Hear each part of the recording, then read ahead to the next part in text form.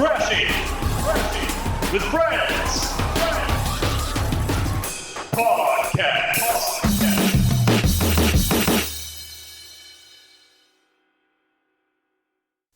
Welcome to Crashing with Friends. My name is Kyle Hobbs, your host. This week I'm joined by Jackson Brayman, Connor Winston Hobbs, Kelli, Keifer Chase, And Little Davy. Well, guys, thank you for being here this week. Thank you for listening and watching as well. So, how's your guys' week been going? David, we'll start with you. It's good. Actually, we It's won't been start good. with you because you've got a lot to talk about. We'll save you for the last. Okay. Jackson, how was your week? Oh, okay. I'll explain. Actually, no, screw that. Kelly, we'll start with you. How was your week? No, go for it, Jackson. Oh, week's been all right for the most part. Nice. Playing a lot of Elden Ring and yeah, just same old, same old. Can we do a same. can we do an Elden Ring? I did watch all of that Our Flag Means Death show, Oh, which yeah. was freaking great. Man, I gotta watch the last 3 episodes. Dang.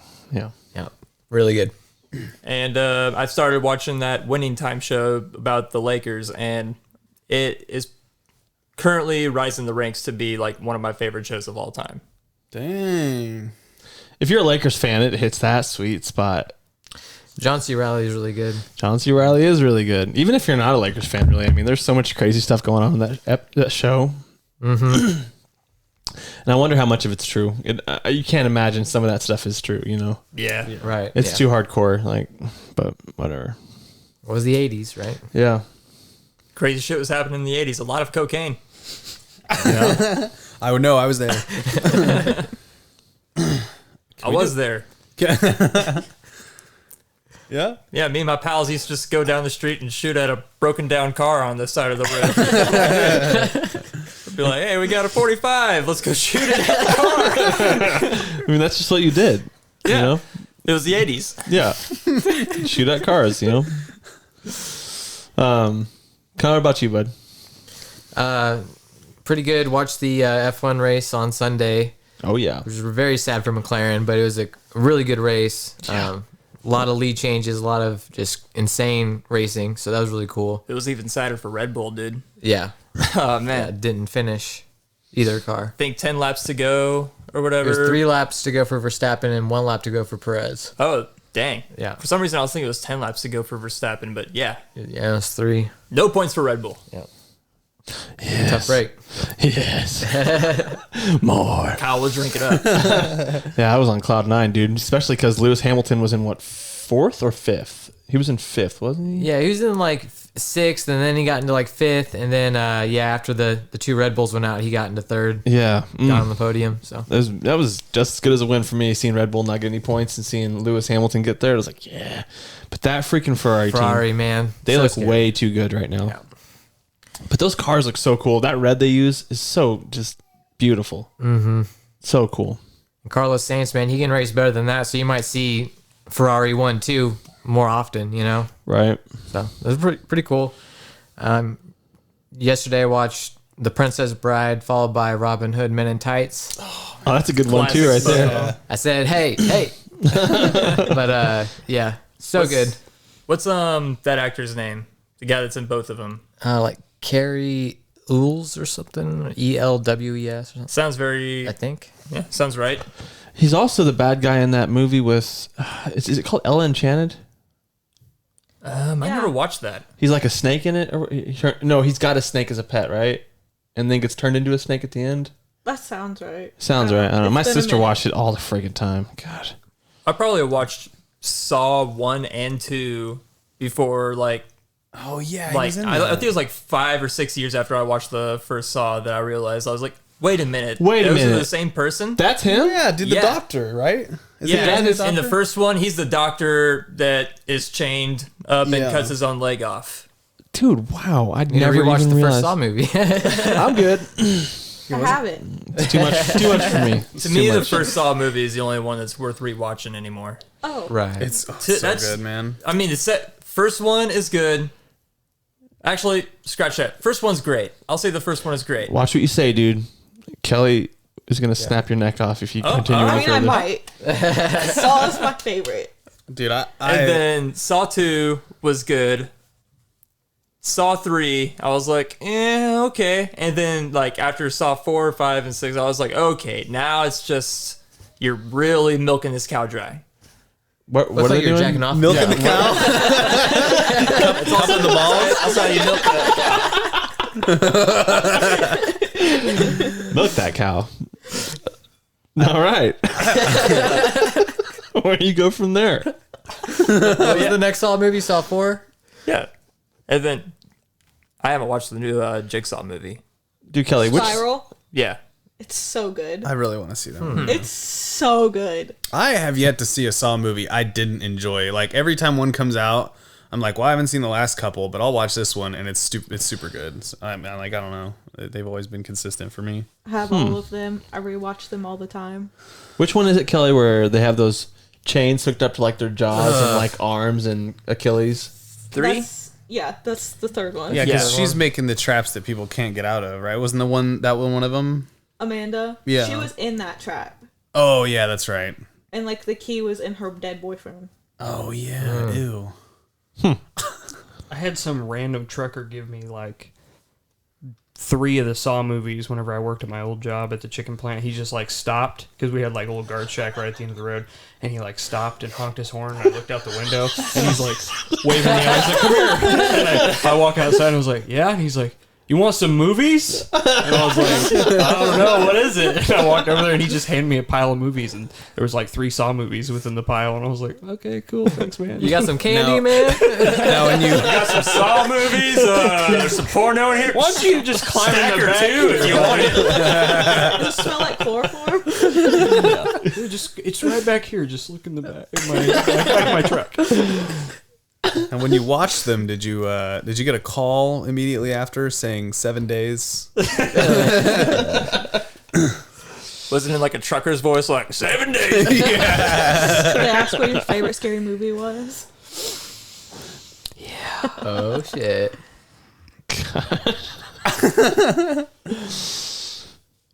Well, so Kelly, how was your week, dude? Oh, it's pretty good. I finished another book and started a third one for this month. So, Damn. Aren't you on a book journey? yeah, I'm trying to do 1 book a month for the rest of the year.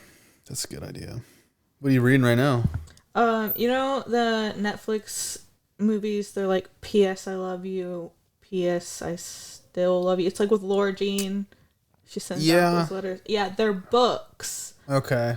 I'm normally not into like those kind of movies, but they were all right. So I figured I'd read the book and see how different it is, because movie adaptations are never accurate. Yeah. Are you like a fantasy person or a YA or a kind of everything? Kind of everything, but mostly YA, okay. fantasy. Yeah. Cool. Erotic? Stuff like No. that? No? You got a favorite book? You got a favorite with You got a favorite horror It movie? varies. You wanna Right show me your now, hands? It's probably either an absolutely remarkable thing or the Unwind Dystology. Man, I have not heard Yeah, of I either of those. Tell us about him. An absolutely remarkable thing is by Hank Green. He was an inventor, and then he wrote the book. It's like a kind of a sci-fi book. This girl, she sees just this giant robot statue outside of her apartment, and it happens to be an alien, not a robot. Oh. And it makes everybody in the world have like this same dream, but it's an interactive dream, and everybody has to like crack these codes to get to the next part of the dream. So it's a video game? Kinda, yeah. Sounds sick. that is cool. That sounds lit, dude. Yeah, dude. It's great. And there is a second one that it's so much better, but it gets way more sci-fi in the second one. I wish an alien would come down and put me in a dream video game like tonight, you know? That sounds so cool. Yep. Does like, if you die in the dream game, does it like kill you in real life? Well, nobody dies in it. Oh, In the dream. okay. In the dream, nobody Okay. dies. Huh, I might have to pick that up on Audible or something. Yeah, that sounds really It's free cool. with the trial. Dang, I was about to buy it, but it's $15. I actually First. went on the book tour for the first one, and I was signed copy. That's And sick. his Wow. brother was there, and his brother's one of my favorite authors, so that was pretty cool. Wow. And what are you reading right now? The second one to the P.S. I Love You series. Okay. Hell yeah. Okay. The last I'd already asked that. the last That's book- why I you gave you did. that look. Yeah. Cool, man. God. the last like actual book that I read was Fight Club by Chuck Palahniuk, and it's Excellent. way different from the actual movie. Yeah. Always is. Same with But- iRobot, man. Huh? Way different. Yeah, I've never iRobot. read iRobot, but I did not murder him. One of us.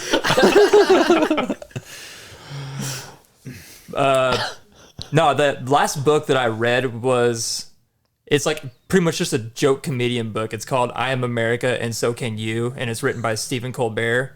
And he didn't even write it, he dictated it, and then somebody else just put it on paper. But it comes from like the old Comedy Central days, from whenever he was like playing a right-wing conservative like person. And so it's just insanely funny if you're just like ready to read a farce on the right wing. But yeah, Your mom like it? my mom, no, probably not. She'd probably take a lot of it to heart, maybe. I don't know. Believe it? Yeah. Reminds me of those books. I can't remember the author, but he wrote the. Oh God, I can't remember what it was called, but he wrote that book about like drinking a lot and just all of the times that he had drinking a lot, and it's like it's super vulgar and super hilarious. Oh crap, I can't remember the name of it. Somebody leave it in the comments. I wish. Well, Keifer, how was your week, man? Not very eventful. I decided I was going to restart Metal Gear Solid 5 Phantom Pain. So Nice one. I bought it for PC because I'd never played it on PC. And it doesn't really seem that much different to me. I haven't really noticed the frame rate stuff, but I don't really ever notice that kind of stuff. But trying to talk my friend Steven into playing it because he's never played any Metal Gear game. And trying to explain the Metal Gear story is sort of like... You can't do it. You can't. Yeah. And it makes... I've seen memes that crack me up that have to do with this, like a scene from Always Sunny when Charlie's in the mailroom and he's got the cigarette. He's just like... all the yarn strung up behind him. He's like... Is it better or worse than Kingdom Hearts? Better. I've not played Kingdom Hearts, so I don't really know. But it's story's- extremely complicated. Yeah. I'd Because say that the story's better in Metal Gear, but the combat's better in Kingdom Hearts. That Well, I makes meant sense. like the story being convoluted. Is it easier or harder to understand than Kingdom Hearts? I say it's a little bit easier to understand Yeah. Kingdom Hearts, man. Like, Really? there's so Depends many on extra. how deep you go. There's so many like side Kingdom Hearts games that make it even more complicated. Right. And like Sora keeps forgetting how to do shit for some reason. It's stupid, man. Like, Dang. yeah. Yeah, that's pretty much it. I haven't really done anything else. It's early in the week, so. Nice. David, I guess we'll finish it up with you. How's your week been, man? It was good until last night when my 3-year-old vomited. That was fun. Dude, Yikes. my 9-year-old, he started yesterday at about 7, and he's been doing it all day. Ugh, man. Yeah, he threw up all over himself in bed and sucks. taking after his old pops. Except he didn't have anything to drink. No. Owen did? No. No, because like, well, I got you. he Talking about me. he did have a spot of whiskey. No, he like we were cooking dinner and we were making loaded fries basically. And so we were making bacon to put bacon bits on it, and he came up and just took a bite out of the raw bacon. So we're like, we're not thinking that there's been a situation where he's been exposed to anybody that was sick like that, but like we were like, it might have been the bacon. We'll kick back from that bacon, you know? You didn't instantly like throw your fingers in his throat. Oh, dude, we were, yeah, like, but I mean, it was like at that point, I'm like, what am I gonna do? Like, if he's gonna get sick from it, it's, you know? Yeah. But anyway, yeah. So that was fun. Real That quick kid though, of yours is crazy. yeah, he's nuts. Real quick though, I want to get a Elden Ring gut check. Find out where everyone's at. Real quickly though, David, I keep looking at the side of your face and I noticed there's something there. I got to get it off. It's gone. Thank you. You're welcome. Could you kiss him? I was going to. That's a little grooming. Jackson, where are you at on Elden Ring? Wish I could tell you. Oh, I am probably like in my 40s somewhere, if I had to guess. okay. But You're just wandering around? yeah, for the most part, just Okay. trying to like I come across something, try to see if I can kill it. If I can't, then I'll go around and try to kill something else. Yeah. That's kind of the name of the game. Connor, did you beat it yet? No, just beat General Radon or whatever. Which is there's a really cool cutscene after that, but I'm like level 73, maybe 43 or 44 hours in. Nice. Pretty good. I just hit 33 hours today, level 53. And I just beat the that knight Loretta, kind of ghost knight on the horse. Yeah. She was a bitch. She took me like 7 or 8 tries. But then I hung around and like, because when I did like 3 or 4 tries, I was like, I'm just gonna try and summon somebody and just co-op this thing because I'm not trying to waste any time. And then I couldn't find a summon sign anywhere in front of that door. So I was like, screw it, man. As soon as I beat her, I'm like, I'm going to sit around. I sat around for like an hour and a half just helping people beat her. And like, it was like, as soon as my summon sign went down, I was in. Wow. So, yeah, I probably got like 25 or 30,000 runes off of just helping people. But I found the Nagakiba, the samurai sword. It's like super long, like Sephiroth's sword kind of. Oh yeah. And I leveled that up to like plus 8 or 9. And I'm leveling my arcane like as high as I can get it because of the bleed, so that I can just start chunking bosses down easier. Because Dex builds, man, it takes a while. So yeah, cool. Magic is real easy. I'll just say that. Yeah. I know. I've been seeing a lot of videos where it's like melee in Elden Ring, and you're like hitting and dodging and getting hit, and then it's like magic, and the dude's just like launching spells like one after another. Let your summons fight, hit him with spells. Yeah. It's easy. Yeah. Yeah. So cool. Anyway, other than that, I went to Comic-Con on Saturday. Nice. Northwest Arkansas Comic-Con. And it was kind of overwhelming, man, to be honest. Like they just did like a big square in like a convention center. And like around the outside they had all these like different Around the outside? Yeah, around the outside. They had trailer park girls. Nice. Just two. Just 2. That's all you need. Have you lived in a trailer park? That's all you need is 2 of them. Oh my god. No, they had all like the voice actors and different actors and stuff, like having booths on the outside, signing stuff and taking pictures with people. And then on the inside, they had vendors that had custom art, Funko Pop collections, like, dude, all sorts of shit. It was like a candy store for like nerdy adults. But they had the guy that did the voice for is it Red Riot or Crimson Riot in My Hero? Do you watch anime? It's Red Riot. Red Riot? I think. Yeah, his booth was packed from the front out to the end, like the twisty line, all day long. Like it was crazy, dude. It was the English voice actor though, so like I don't know. I usually watch sub, but the people that I went there to see were obviously Michael Rosenbaum, and then Doug Jones, who, for anyone who doesn't know, plays all of the creepy, scary monsters in the Guillermo del Toro movies, like the fish guy from Hellboy and the Pale Man and the Fawn from Pan's Labyrinth. I guess Ice cream guy from Legion. Legion, yeah. That movie Saru is from great. Discovery, Star Trek Nice. Discovery. Yeah. Yep. So I went and I saw Michael Rosenbaum first, and like I went to his line and it was full of people, and then he was like, his helper guy, they all had a little helper with him, was like, hey, this line's cash only, so like everybody left. And then like I had $100 in my wallet already, so I was like, sweet, dude. So I just grabbed a picture of Lex Luthor and walked right up to him and was like, holy shit, this is happening. And he saw my friend's kid that was with me was dressed like Spangler from Ghostbusters. So all he wanted to talk about was this kid. And I was like, what about me, dude? What about me? Wow. But I shook his hand and shit, got the picture. And then Doug Jones, we ended up waiting in line for him for like 2 hours because he wasn't there for like an hour. And we got a spot probably 3 lines back from the little swirly thing. So we weren't too far back. But he like just loves people so much that he spent so much time with each individual person. The line moved so slow.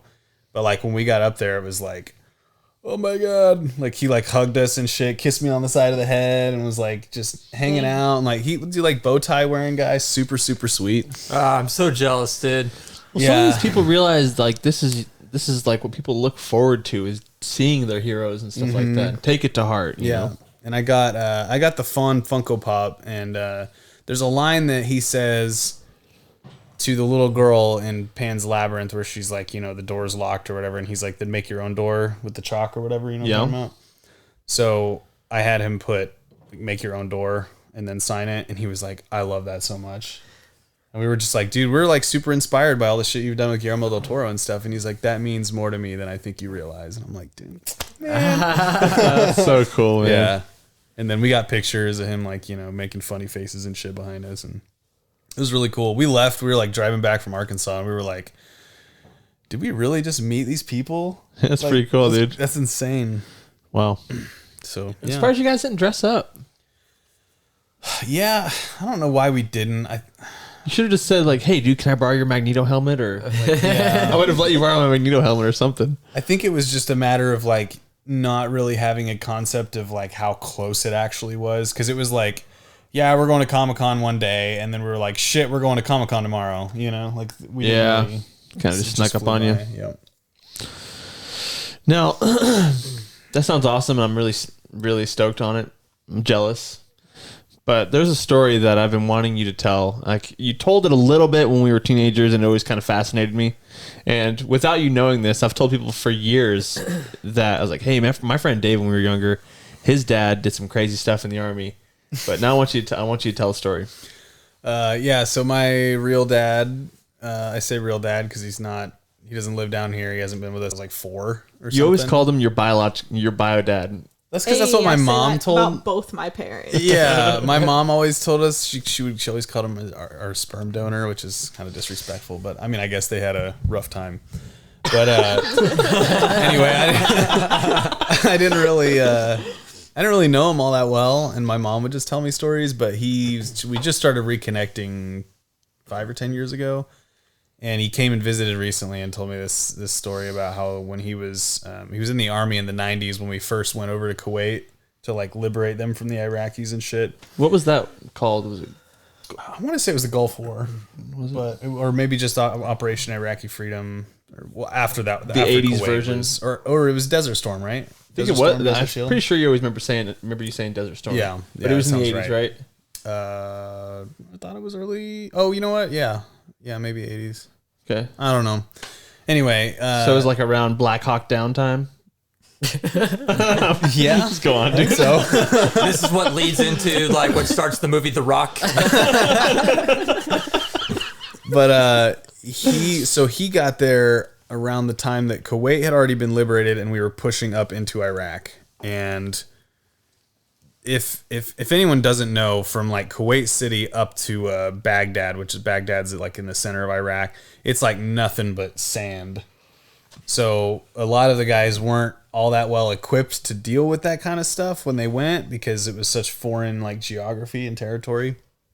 So I guess what they did was they moved in a horizontal column that was just super, super long or super wide, and they all drove up together across the desert. And I guess at some point he said one of his guys like stopped to piss or something. And when they looked back, like all of the rest of the convoy was gone. So they were like, I guess they went that way. So they're like following the whatever you call it, the heading, I guess, in the direction that the convoy was supposed to be in. And he said after like an hour or two, they ran into like a tank, like an Iraqi tank with a bunch of dudes sitting on top, Iraqis. And like they had a white flag or a white t-shirt or some shit on a stick. And so they drove up to him and they like, obviously didn't understand what they were saying, but they had like tons of MREs and tons of water because they were driving like a big supply truck, and the Iraqis were basically like, yeah, we'll just come with you if you feed us and give us water.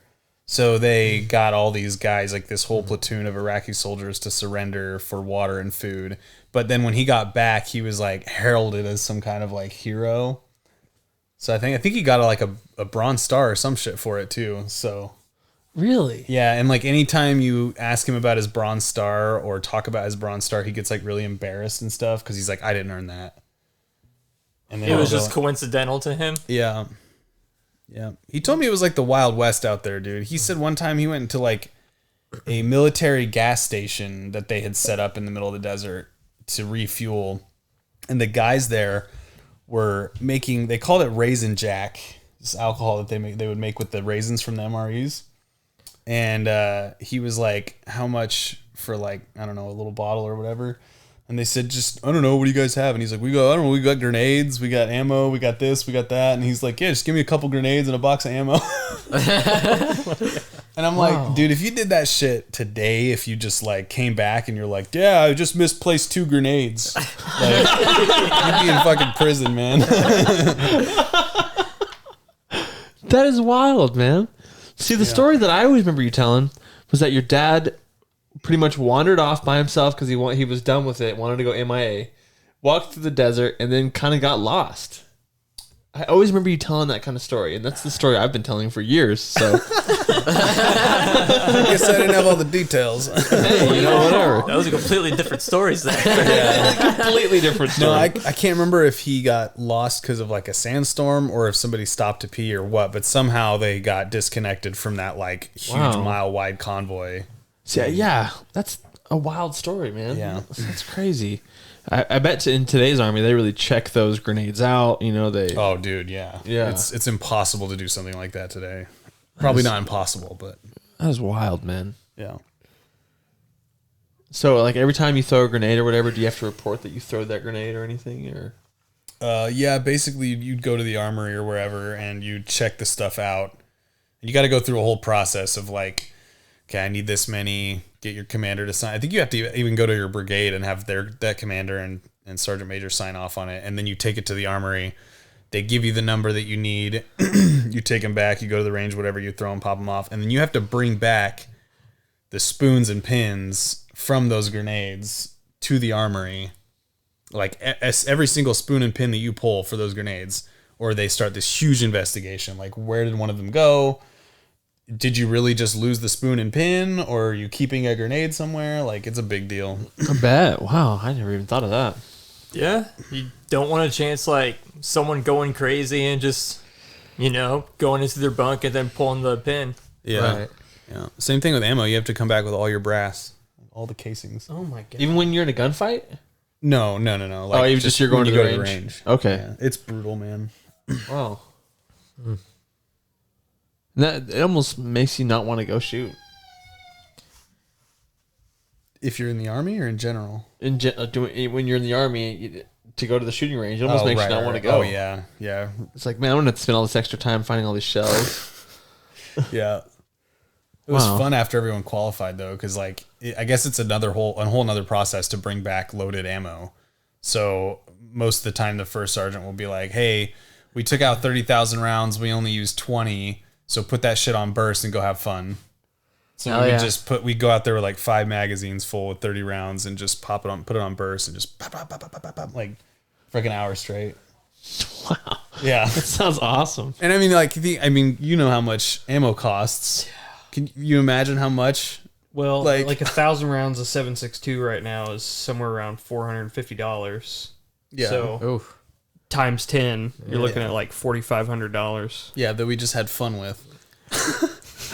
Hell yeah. Yeah, there goes That's your so taxpayer crazy. money right there. Yeah. Right. Now Kyle wants to go to the range. God, not the army range. Screw that. Yeah, and it's like we went like once a month, dude. And like now it's like I might go to the range twice a year because ammo is so expensive. I don't want to just go blow it, Right. Wow. Yep. Well, so let's go into a couple. Let's go into we all watched last week. We all mentioned that we were going to watch the movie Ozark. Or the movie Ozark. And the TV show Old. I'm looking at my notes and I'm just all jacked up. Yeah, so the movie Old, we're gonna review it. Oh man, Classic coming of age story. it is Classic coming of age Yeah, story. boy becoming a man. When this boy meets world. Did you guys watch it? You too? You know, I was going to because I listened to the last podcast and Cal was like, I'm going to watch it and then we'll talk about it next time. And then I totally forgot because I listened to the podcast yesterday at work. So I would have had to do it last night. Yeah. And then I forgot. Sucks to be you. Have you seen Old? No, No. No. it's fine. Do you like M. Night Shyamalan? Yeah, Oh no. Shyamalan. Shyamalan. it's fine. I knew what I was going into. Oh, okay. Well, and see the thing about the movie, the whole movie is in the title. I mean, everybody's just getting old rapidly, and Except you're just, for the end, you know. So explain the ending. Like, what did you guys think of the Let's start with the end. What'd you guys? No, let's not do that. That's a good point. What do you guys think of the end credits? God, When you see the Columbia symbol, it's pretty oh man, I just need to. my favorite part of the We're gonna go top down. Just restart the episode. But I like the movie overall. But there was a couple little things that kind of bugged me. But Yeah, it was kind of the same. But I really did like the movie a lot. It's one of the better M. Night Shyamalan movies. Yeah, I would put it on the side of I liked it. Yeah, I thought you were gonna elaborate. So you're like on a 6 then? Or a 7? I would give it like a okay. Like I would. Here's what I think is my favorite M. Night Shyamalan movie, Signs. I would rate that an 8 out of 10. I would probably give this one a 6.5. I think that's I'd give it probably a 7. But yeah, a 7. Yeah, at least a 7 for me. Yeah. Yeah. I liked seeing that like chick that had the deficiency. What was it? The calcium? Calcium deficiency. Oh my god.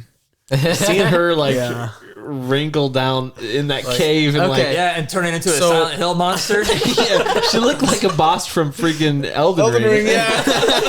She sprouted another arm. Like, Yeah. So, like, when she drops that rock on her shoulder and it breaks, would you guys have laughed at that? Because I would have started laughing at her. Yeah, 'cause she was coming after him, man. Like, Yeah. Who cares?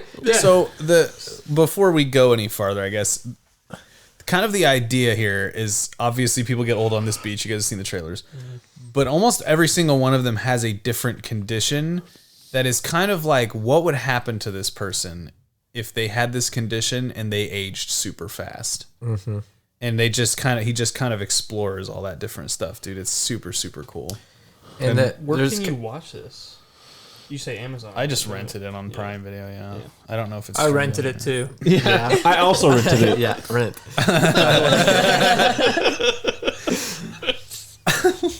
But yeah, since like time is like accelerated, so like if you get cut, it like heals really quick. That's Yep. kind of part of it, you know.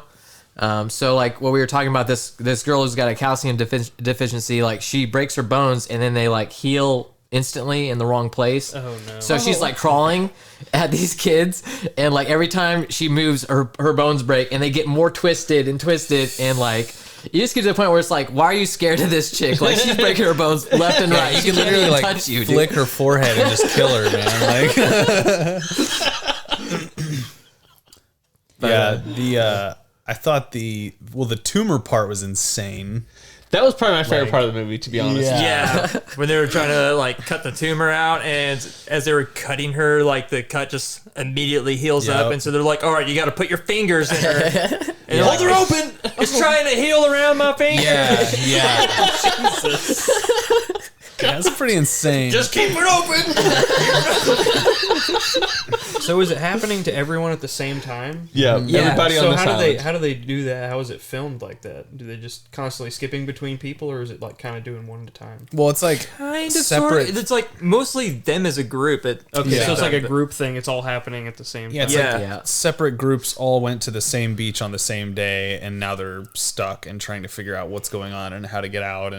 But at the same time, all of them are aging and whatever. Yeah, like, because what's happening to them is every time they try to leave the way they came, it's like this crazy voodoo shit that happens to them where all of a sudden they're like, Yeah, black out. And then whenever they wake up, they're like, just, sitting up on the beach like, what the fuck happened? You've been out for 2 hours, Paul.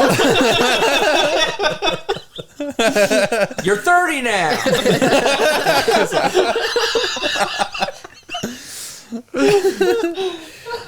yeah, pretty much. Yeah, that doctor's going crazy. Like, Yeah. Yeah.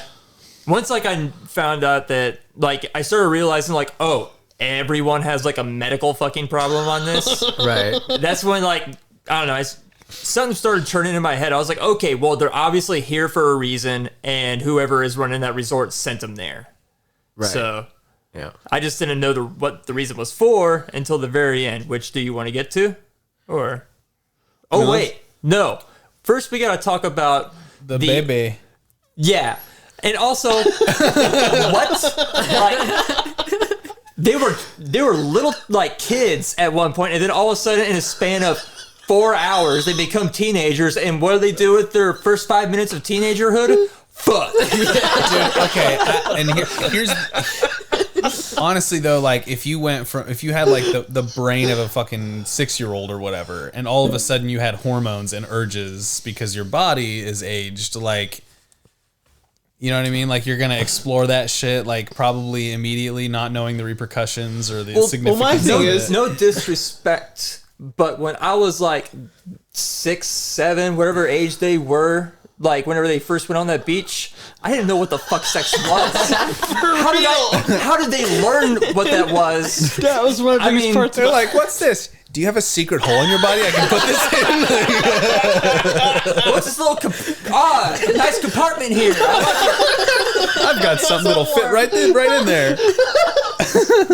Something's going on down here. It's always been soft. I'm freaking out. I like it when the son's like, I thought you had to do it like 10 times. funny, dude.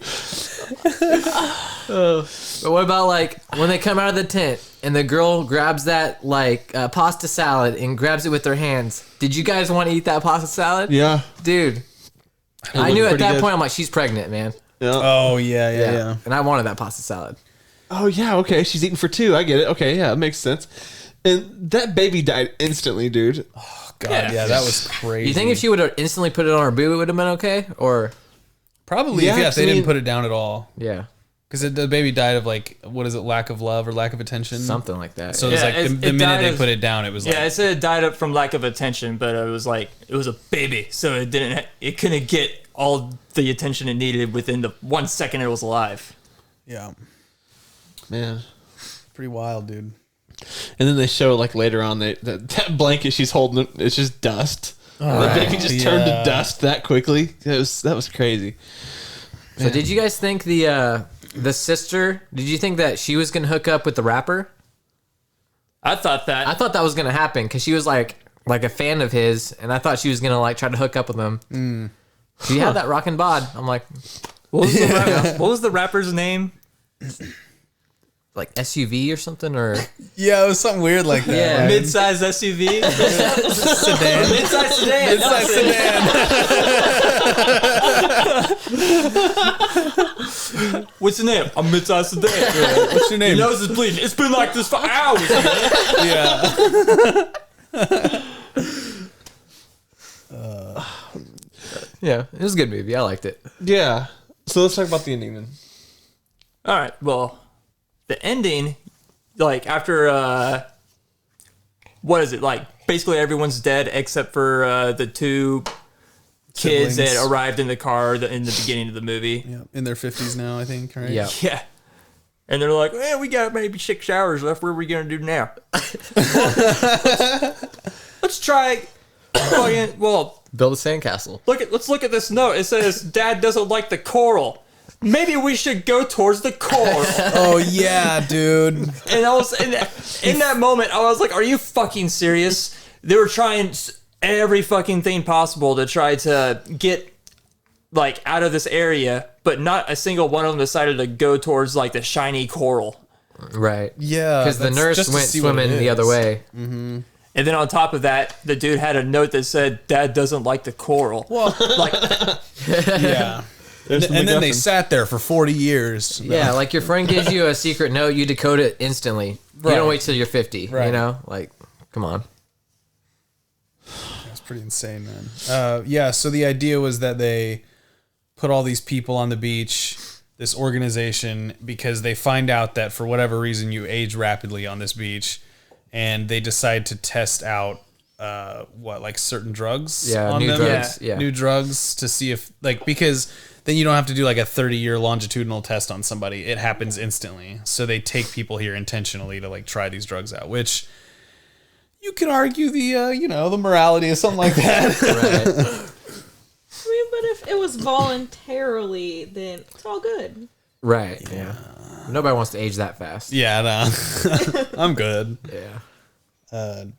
I mean, maybe if I found out I had Alzheimer's, I'd be like, all right, yeah, put me on the beach. Yeah. Like, I'm not going to sit through this for another 10 years or 5 years or whatever. However long you live with Alzheimer's. Did they explain how fast the passage of time was? Yeah, I think it's like 50 times normal or something. It's something crazy. I think what they were saying is like for every 30 minutes, it's a year and a half. Yeah, that sounds about right. Well, I think yeah, that sounds about right. I think that was I'm pretty sure that was the time 'Cause frame. it all happened in the span of like a day and a half, right? Yeah. Yeah, so that sounds give or take. But that was like the twist that happened. It was like, oh man, this whole hotel is behind it, and they're like doing like this medical procedure. But no, wait, there's another fucking twist. Those two people survived by going through the coral, and right when you think like, oh, that's the end of the movie, they died. And all of a sudden they just come out of nowhere and they're like, don't drink that shit. I wouldn't take anything that they give you. You're a cop, right? Here's that. Yeah. Here's some documents. Look this up, dude. These are people and their addresses they're missing. They all went missing on this fucking island.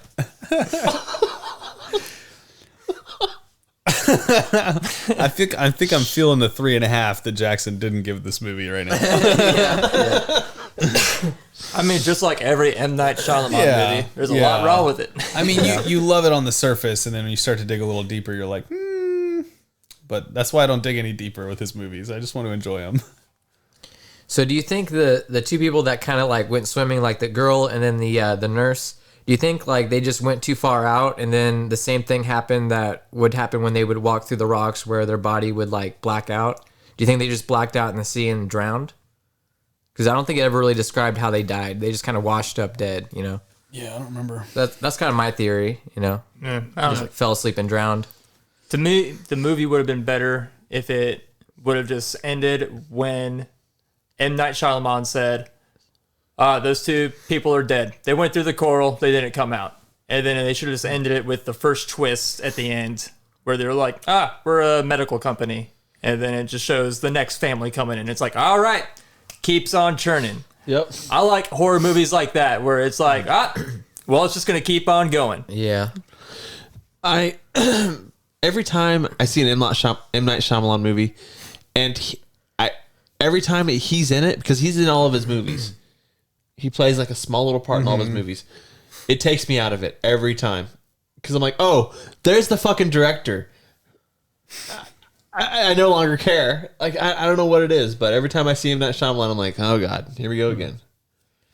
And I only feel that for M. Night Shyamalan. Right. It's weird. You know, he's just like a weasel kind of guy to me. I don't know. It's like I don't feel that at all for like Quentin Tarantino and his cameos. Right. Quentin Tarantino's cameos are usually pretty good. Yeah. He always says the N-word too in every one of his cameos. Yeah, that's kind of weird, isn't it? I want to talk about that. All right, so I had something that I was thinking of a little while. So a couple days ago, I was having really bad acid reflux. And I usually get it whenever I eat chocolate. I always get acid reflux when I eat chocolate. It drives me crazy because I love chocolate. But I went to sleep with it and I had acid reflux all night. And about 1 o'clock in the morning, I'm like, screw it. I'm going to go take some antacids. So I grabbed 2 antacids, throw them in my mouth, and like lay down. And I must have instantly passed out within like a second of laying down. Because then I put them in my mouth, started chewing on them, and then I instantly had 3 more in my hand. And I'm like, what? Where did these 3 antacids come from? Surely I didn't grab 5 out of this canister. I would never eat 5 antacids at one time. And then I realized I'm still chewing on these 2 antacids. I'm like, surely I should have already eaten these. And then I realized, oh crap, I'm dreaming. You know what I'm saying? And I'm like, wow. And the moment I realized I was dreaming, I woke right up and realized, yeah, I still had those antacids in my mouth, and I was still, they were like all like chalky and like gritty in my mouth. I'm like, wow, I must have like instantly passed out with those in my mouth. Maybe I was like dying and I caught myself or something. Who knows? But that's what you call a lucid dream. When you realize you're dreaming. Mm-hmm. Have you guys ever had that before? Yeah. Yeah. That's like I really can't remember any time of having that situation happen. It blew my mind. I was like, "Oh my god!" For me, like a good example of lucid dreaming is, it was like probably like within the month or 2 after Sam Tuggle's passing, and I had a dream where she like was just showed up at the house and was just like hanging out, was being part of the gang again, and I was like. In the dream, I was like, but you're dead. But you're dead. And she's like, I know. And like a Sam voice. Like, just like. Oh, man. Just like all smiley, like, I know it. So like, but don't talk about it. I'm having fun right now. Oh, man. That's crazy. That is crazy. But in that moment, I 100% knew I was dreaming, and I kind of snapped out of it. But Wow. Man, I miss Sam. R.I.P. Rest in peace, Sam. Anybody else have any lucid dreams you can think of? I don't dream very much, so no. not Yeah, really. me either. I do every time I nap. Every single time. Like if I fall asleep in the middle of the day, it's like it's always super terrifying because I go into like a state of sleep paralysis, and then if I get through that, I fall asleep into like a half waking lucid dream. It's really trippy and hard to explain. But like, and I've had like waking nightmares my whole life too. So this kind of, I guess, probably plays into that. But I have this recurring lucid dream where like, and I think I'm like subconsciously afraid of abusing alcohol is why I have this dream all the time. But where I am like slobbering drunk at a party or like in my own house and I can't stand up because I'm so drunk and the world is just spinning. So I'll like fall in between like the couch and the coffee table and I'm just like, oh my God, something's wrong. And everyone's like, he's drunk again. And you're like experiencing like 150% vertigo, just like yeah. don't know. And I am like, you guys don't understand. This isn't the alcohol. And they're like, he would say that, you know. And then 2 beers. Yeah, 2 beers. yeah. 2 barrels, I bet. How big were those beers? No, but then because it's a recurring dream, I always find out like, I don't know, 30 seconds into it that I know I'm asleep. And I'm like, God, I just wish I could wake up. But like when I realize I'm asleep, like I can feel my body in bed. And so I'm like, everyone tells you that if you pinch yourself, you'll wake up. And so I'm like trying to grab onto my leg and like pinch my leg to wake myself up. And it like, sometimes it actually works, but. Wow. Reach for your nipple next time. I'll just fall asleep like this. All I have to do is Those wet dreams after that. Like, They will wake up the next day. It's like, man, my nipples are sensitive. Yeah. I wake up and there's like little wet spots on my t-shirt. Dude, Connor, you remember, all the times that we spent the night at David's house, and he spent the night at our house. So come often he would wake up and just be like freaking out. You know what I'm saying? Yeah, he's a rocker. Yeah, he would also He's do a still lot of rocking. Why are we bringing that up? I'm just talking about all the times that you'd wake up and you'd be like freaking out. And it happened all the time, especially at your house. Though it didn't really happen at our house a lot, but at your house, I remember a lot of times you'd waking up and waking everybody else up because you're like freaking out a little bit. You know? Yeah, I still have nocturnal panic attacks sometimes. Sucks, Like, man. Happens to me like every night. Dude, it is like suffocating to live with, man. It sucks. Huh.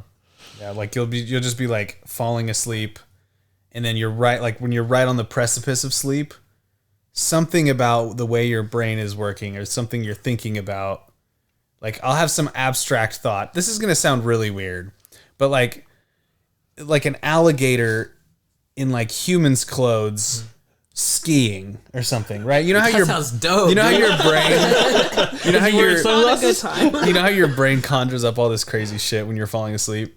Like all of a sudden, instead of it just happening, I notice it and I'm like, that's not right. And then I'm like,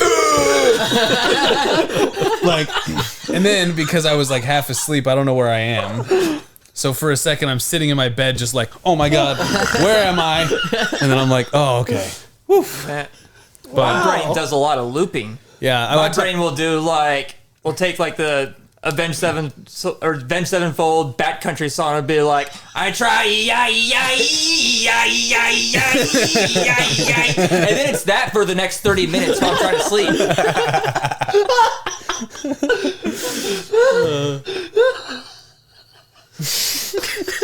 You know what I mean, Kyle? Yeah, it's just like it's like the beast in the harlot, the beast in the harlot. I so know what you're talking about, dude. That's so funny. Another one that I had in my head a lot as a kid was like the part of the Rollin' Rollin' song by Limp Bizkit. Oh my God. But it's like kind of the build up part to the chorus. It's like dun, dun, dun, dun, dun, dun, dun, dun, dun. I would have that on a loop in my head, just going over and over again, and then it's just throw your hands up, throw your hands up, dun, dun, dun, dun, dun, dun. Throw your hands up, throw your hands up.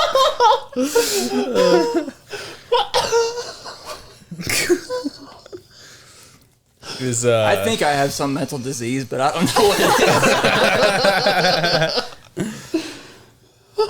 Is that what your nocturnal panic attacks kind of feel like, or no? Are they Limp Bizkit tracks? Not that. I'm pulling it back from that madness. It's so bad, and like it's bad because I'm dealing with that, but then at the same time I'm having like a lucid like nightmare. Like for me, it's not just a regular dream; it is a nightmare. And by the time I'm fully conscious, I have to sit there and like think, okay, that was just a dream. This is not real. But like, it takes me the whole time from when I'm dead asleep to finally fully conscious. I don't know. Was that real? That was reality. I hate that feeling, that like in between feeling before you like get your bearings straight again, you know?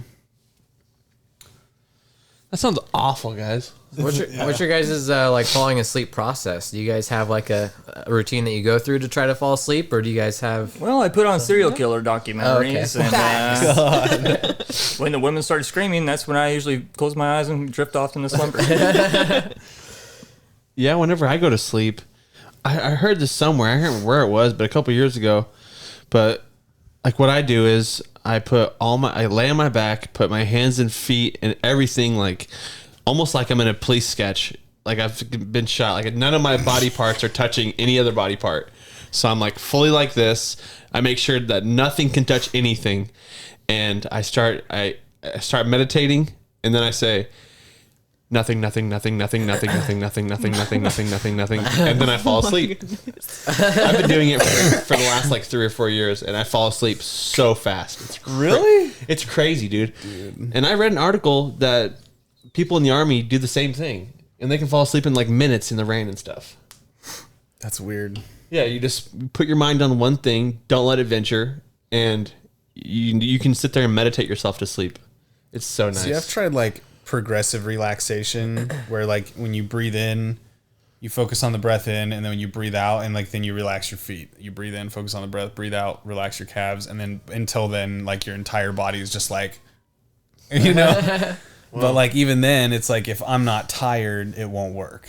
So like I typically will have to like quit whatever I'm doing and read a book for like 30 minutes because reading always makes me tired. So, but if I play like Rainbow Six and then try to go straight to bed, not happening. Right. Heart like, rate's too high up. My adrenaline's like, it's all there. So I have to like make sure I'm not doing something like incredibly engaging like that. I mean, that's a situation that's usually why I get off whenever we're playing Rainbow Six Siege. I'll purposely stop 30 minutes before I go to bed because my brain is firing, dude. Like I close my eyes and I'm seeing what I was just doing. You know? Yeah. Yeah.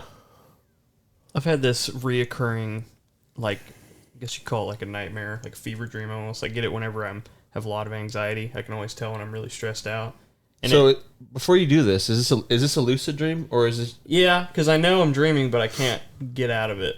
It's similar to like what you're talking about, like sleep paralysis. Like I think for half of it I'm awake, and I just can't move, but I'm still seeing what I'm dreaming.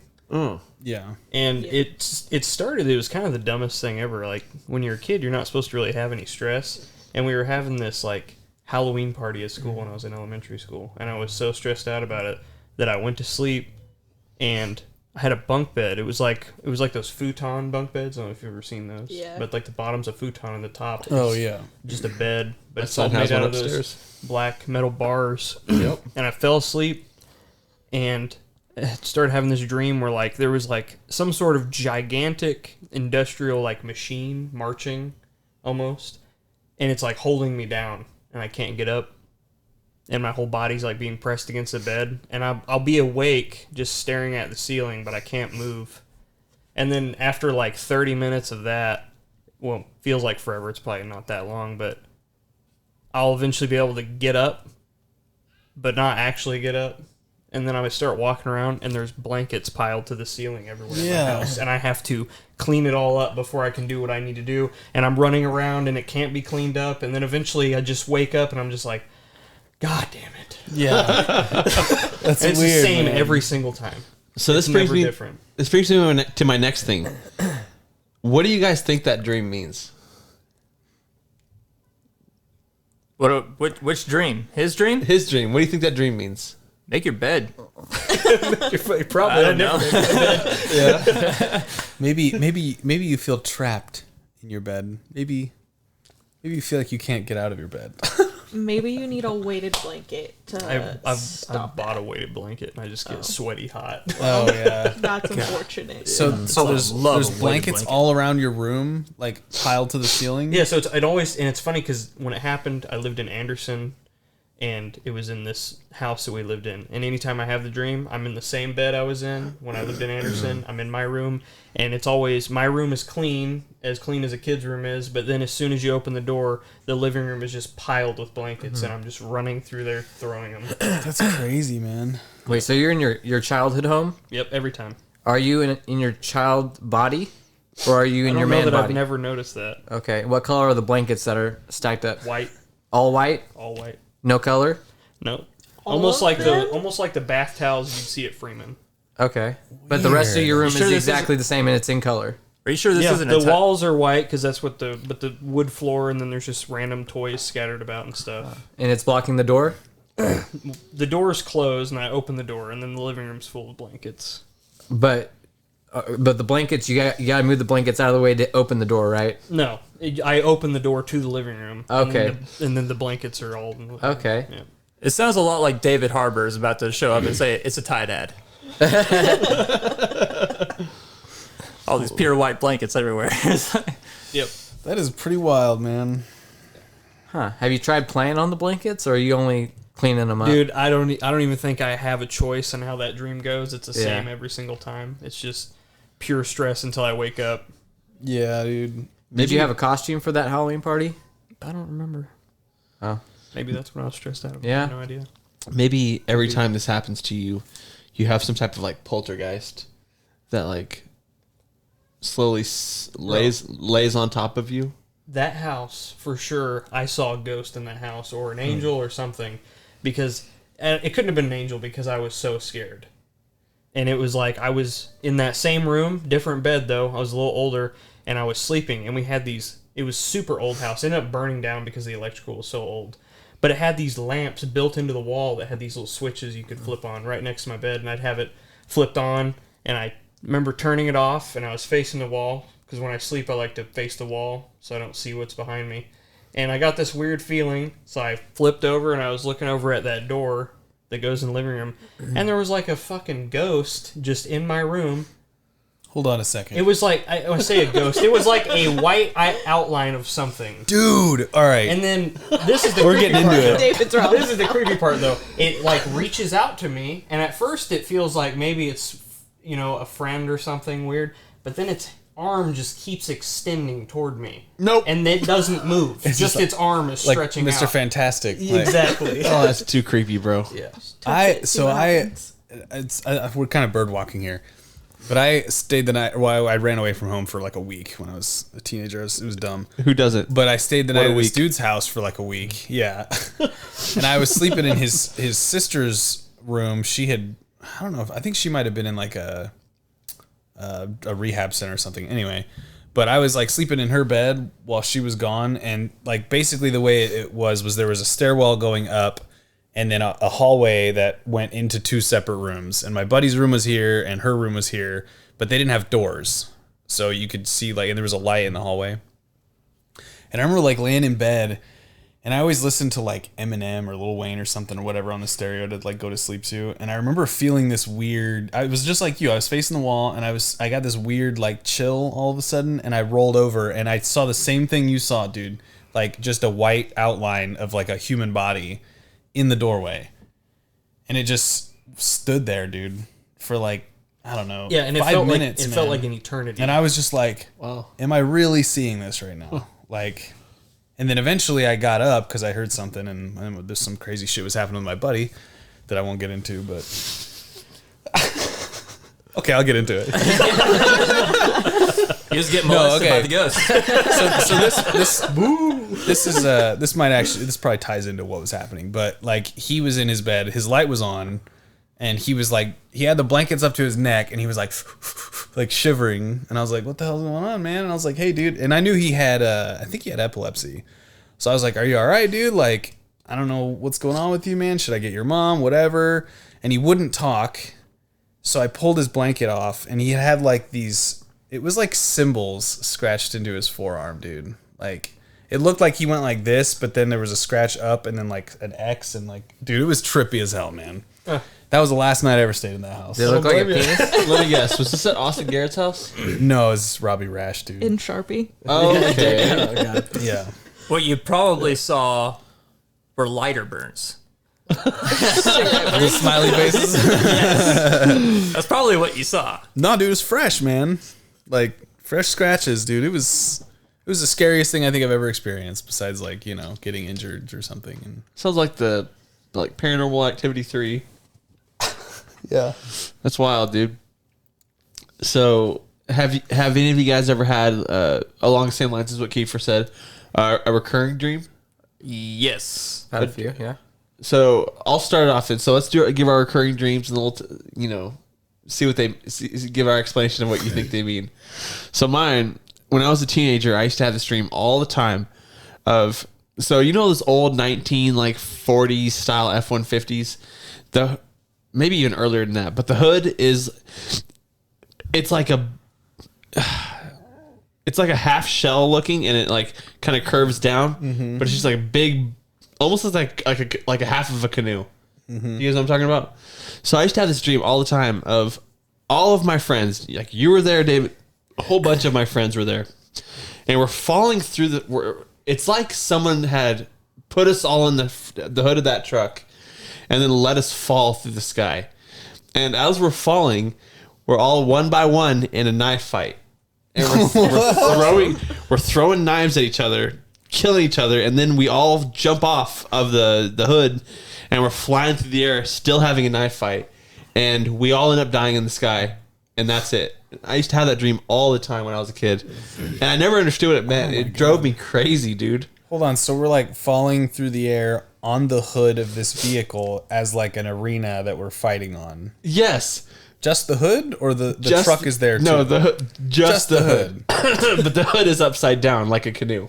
Oh my god, dude, Yeah, but that's crazy. I've always wondered what that dream meant and why I had that dream all the time. So what do you guys think that dream meant? I think you secretly want to stab all your friends. Could be And we all want to stab you too. I believe that more. Dude, I don't know, man. I think you want to redo your bachelor party and take all your friends skydiving and then buy us complimentary knives. We That could do sounds that. like a bitchin' bachelor party. We'll just have a knife Actually. fight in midair, and we'll all be throwing knives at each other like shurikens and Yes. kunai and all that type of stuff. Just saying, I'm willing to go skydiving if you want to do it. yeah. With knives. I'll throw knives at you in the sky if you really want to. Yes. But Yeah. So Jack, what's your recurring dream? my recurring dream is it's kind of like a, I don't want to say, I was about to say butterfly effect, but it's not like butterfly effect at all. Okay. It's like Edge of Tomorrow, where I was like constantly repeating the same day over and over and over again. But like the final thing that would happen is like the world would end due to like a asteroid hitting the Earth, and so it was just me reliving like the last hour of Earth over and over and over again, and it was me constantly frantically trying to figure out something to do with like my last hour. Usually it was like me trying to either like, I don't know, like back then it was like go see whoever I had a crush on at the time, or like go to be with my family, you know? It was always like, I'm running to do this. And then like the last 60 seconds before the asteroid hit, I'd finally get there. But it was, I had that dream a lot. Like, especially when I was like 10 to 13, I'd say. Maybe it's you've got regrets over stuff you haven't done. I was gonna say it feels like you are scared of regret.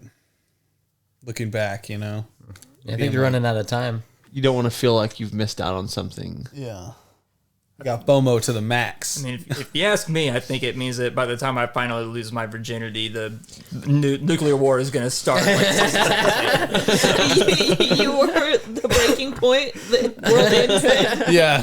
no one have sex with me because that's going to be the end of the world, guys. It's true. JK, please. He wants the world to end. Connor, have you ever had a recurring dream?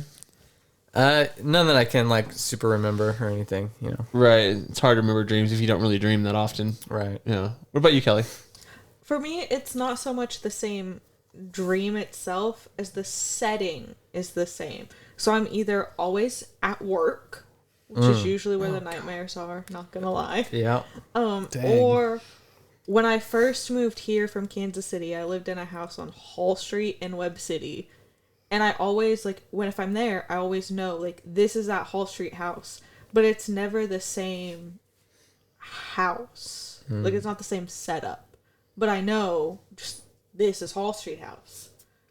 I don't know Weird. how I know that that's where I'm at, but... Maybe you miss home.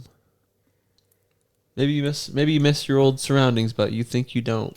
Think of being drawn back to the old house by evil spirits and Probably. Maybe Yeah. you wish you were a homebody, but you're like a gypsy at heart. You know what I mean?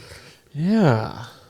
I don't ever go anywhere, so I don't know. Maybe that's the problem. Yeah. Need to wander a little bit. Yeah. Just put on a bag and just Just walk. There's nothing would carry you. What about you, Keith? You already gave us one, but Yeah. and you already gave us a reason what you Yeah, think the it meant. recurring one already. Yeah. I mean, I could tell you about a weird dream I had one time that I've never forgotten. Sure. So, did you guys go to Neo Show? Yeah. yeah. Okay, so the parking lot right next to the football field that looks up the hill, the grass hill. Yep. So I had this dream one time that it was snowing, and the dream starts with me driving to school in my Cherokee, and I pull into the parking lot, and I'm facing that hill, and I look up, and there's this dude with a chainsaw carving an ice sculpture, but he's also wearing an ice chest. I don't know how he's doing it. His arms and legs are coming out of this ice chest, and he's holding a chainsaw. And he's chainsawing like letters into the ice. Like a cooler or like a... Yeah, like a cooler with a flip top. Right? I don't know how he's doing it, but he's wearing an ice chest. And he's carving on the ice, and then he loses his balance, like almost like in a movie, and you're like, oh no, and he falls on the chainsaw. Like, if you've ever played, what's that game with the zombies in the mall? Dead Rising? Yeah, Dead Rising. There's a clown that you fight that has double chainsaws, and when you kill him at the end, he falls on top of him. Oh my god. And he's just like chainsawing himself, and like, well, that's pretty much what happens. This guy falls on the chainsaw, and then is coming down the hill with the chainsaw running underneath him with like this blood streak all the way sliding directly at my car, and I'm out of my Jeep at this point, just like watching this dude slide down the hill at me, and then he slams into the parking thing right in front of my car, and then it's just an ice chest. And then the ice chest pops open, and the dude's inside, and he's like, "Want a drink?" And then I'm like, "Ah!" Holy crap. I've never forgotten that dream. It was so freaking weird, dude. That sounds like a killer music video. Remember those like brisk iced tea commercials? Maybe you just really wanted a brisk iced tea. It was weird. Wow. Yeah, it sounds like a brisk iced tea commercial or a Capri Sun commercial. Yeah. If the man was like Silver band, Surfer. a band Skittles commercial. Yeah. I'm pretty sure I've seen like a dude juggling chainsaws in a Capri Sun commercial before, so. Yeah. Was it Silver Surfer? No, it was the silver guys not thing that remember just flied around. Yeah, okay. Yeah. So, David, do you have any recurring dreams? Just the drunken one that I can really recall. Right.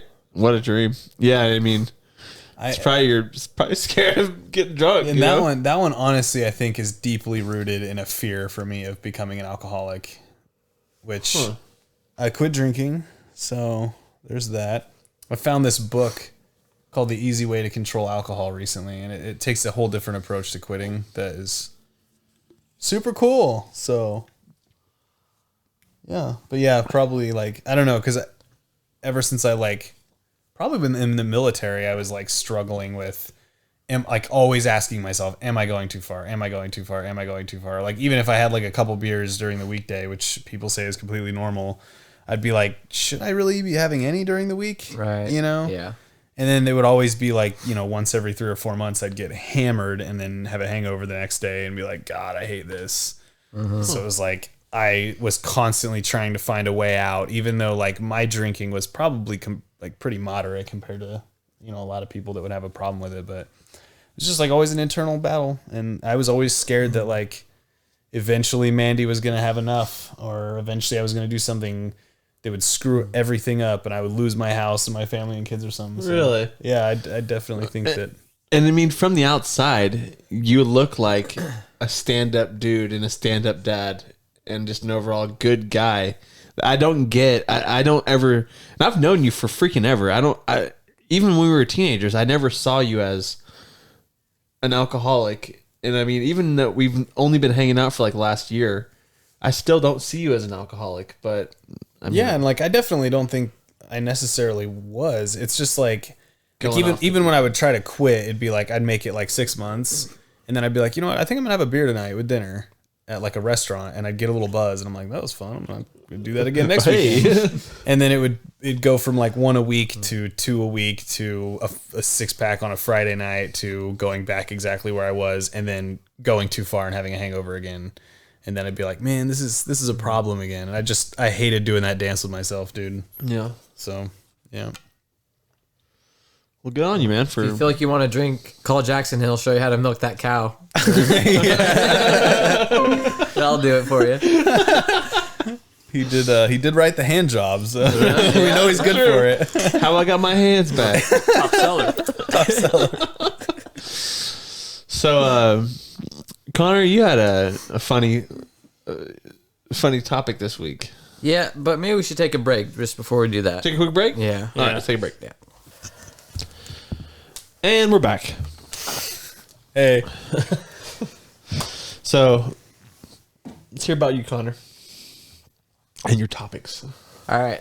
So I don't have topics. I just have a kind of like a little game that we're gonna play. So get ready. Okay. Basis of the game is I'm interviewing you guys for a job. Okay. So you all have different backstories and different jobs that you're applying for. Nice. So you could either answer the question legitimately or in character or whatever you want to do. It's up to you guys how you want to answer this. But you can also skip to the next person. It would be the person to your left. So we're going to keep going to everyone's left through these questions, okay? But if you skip, you might not get points. All right? So if someone wants to keep score for me, Yeah, I'll keep score. you can get points based off of how well you answer the question because you are being interviewed, but also how in character you are, and you get bonus points for being funny. Okay. And the points don't matter. But everything's made up. Yes. If you get the most points, you get the job. No. So, I mean, you can skip if you don't have anything to say, but then you lose chance on points. But you all get 2 skips if that's what you want. So, All right. all right. So, to get started up with, Kyle, you're a former ship captain trying to be a pilot. And just so we're clear, none of you have any experience on what you're trying to apply for. David, you're a male cheerleader applying to be a crash test dummy. Okay. Okay. Kelly, you have no job experience, but you like Jurassic Park, and you're trying to apply to be a dinosaur costume wearing person. Hell yeah. Keifer, former hipster barber, applying to be a gigolo. And You got the best one right now, dude. I don't know about that. Okay. Jackson, former wrestler, applying for motivational speaker. Fuck yes. Let's do this. All right, so does anybody have any questions before we get started? So I'm a ship captain trying to be a pilot. Yeah. All right. Kyle, do you have a pair of sunglasses? Do I? He needs it for his character. I need a pair of sunglasses. You want these? Those will work.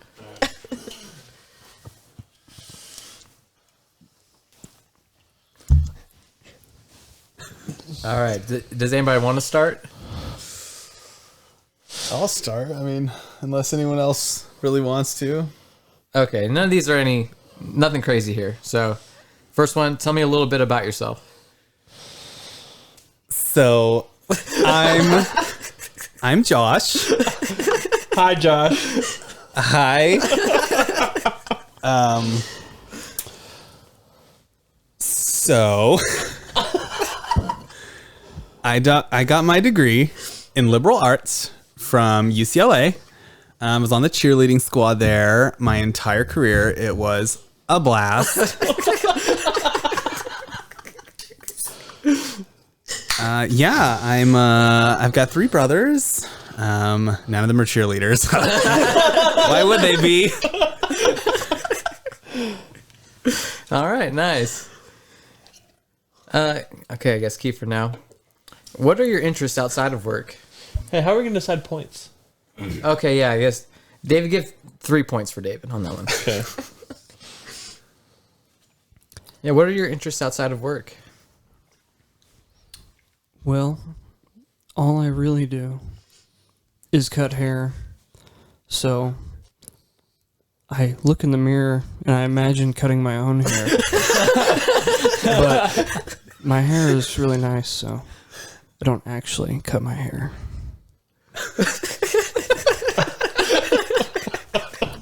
But if I were to cut my hair, I'd probably cut it and do Liberty spikes because that's kind of radical. That is super radical. But other than that, really nothing, because cutting hair is my whole life. Sounds like a hipster. 3 points. 3 points. 3 points. All right, Kelly, how did you get into this field? Well, I mean, dinosaurs are like the best, so why wouldn't I want to dress up like a dinosaur and get paid for it? Okay. All right. 2 points. Ooh. Okay. Okay. More Okay. Than I thought I was gonna A get. little bit of work. Okay. Oh boy, Jackson. Okay, Jackson. How do you define success in this role? Well, let me tell you one thing. In order to define success, you've got to be able to punch on that mofo right into the ground. Once you get him down to the ground, you got to get him into a headlock. And then once you've ripped out all the flesh from his face, then that's when you get your goal succeeded. All right, 4 points to Jackson.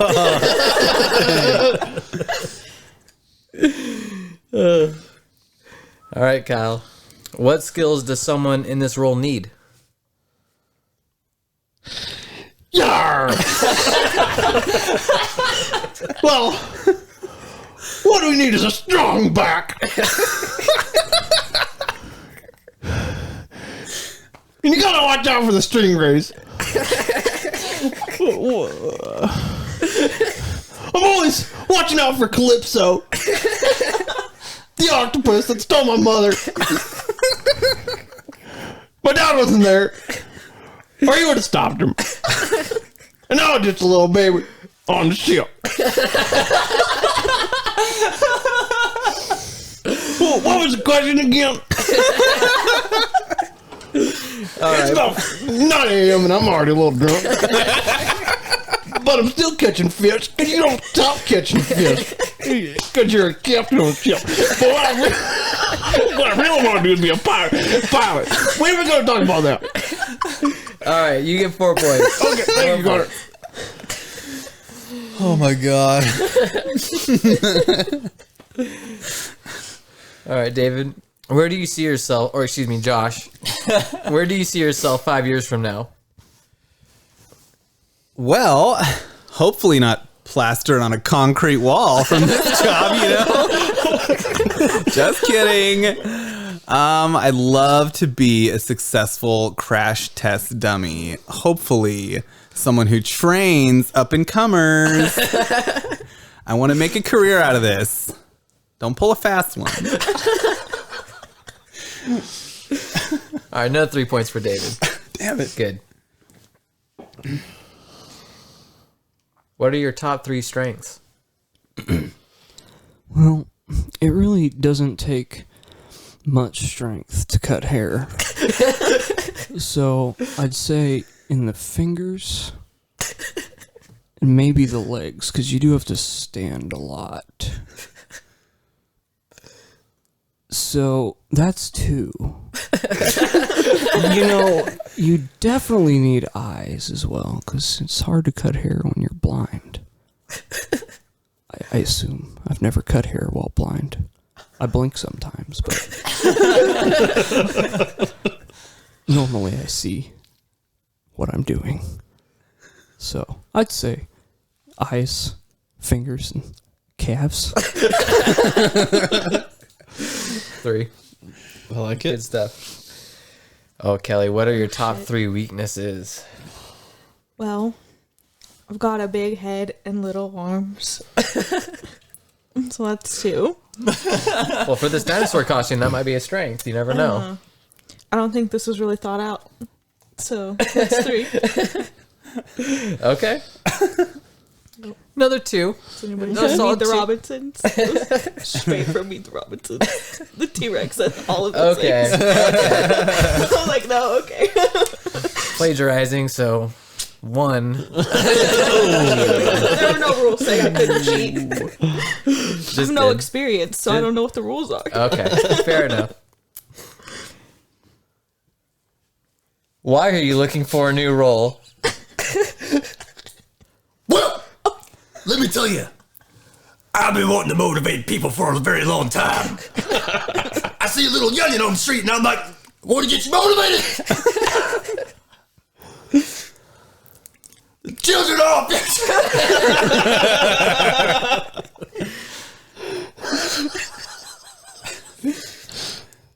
Gotta motivate the children.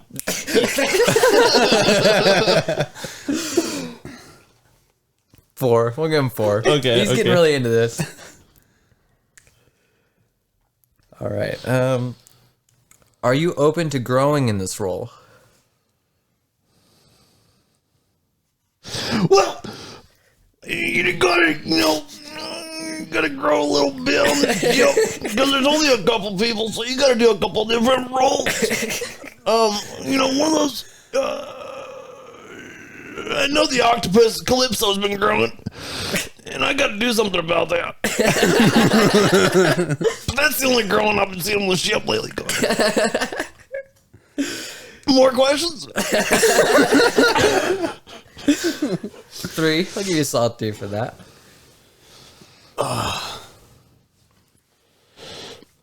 Can you describe your working style, Josh? So, at our cheerleading camps, I woke up early. I hit the gym. Little bit of sweat. Not too much, though. I don't want to shower every day. Just kidding. I shower every day. But I went hard, I didn't cut the corners. I don't waste time with frivolity during the workday. That's for after hours. If I want to have a martini afterward, wait till I'm off the clock. Okay. So, whatever you need me to do. I will give him a 4 for that one. Hey. What do you hope to achieve in this position? Well, it just looks like everybody is having a lot of fun when they're all dressed up like clowns. So I thought, I could have fun too. But, they don't cut their hair. So how am I supposed to do what I love, but also have fun?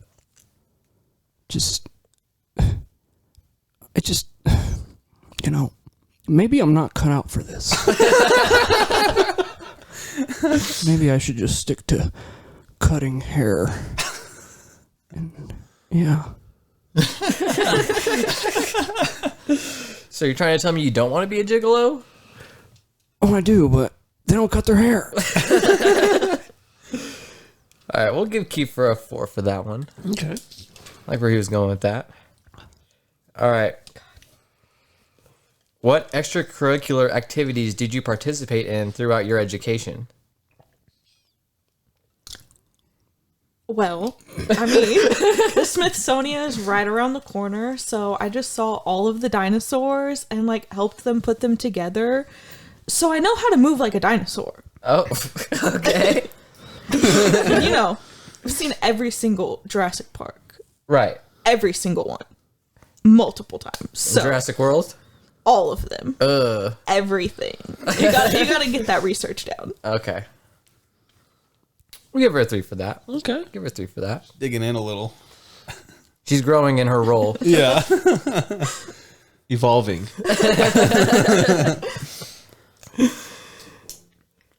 Tell me about a time you overcame a challenging situation. This interview. Oh man, let me tell you about Rabid Russian Mikolov. He was in the red corner, I was in the blue. I looked at him and I said, "Listen here, boy, you're going down. I'll bring you the motherfucking purr."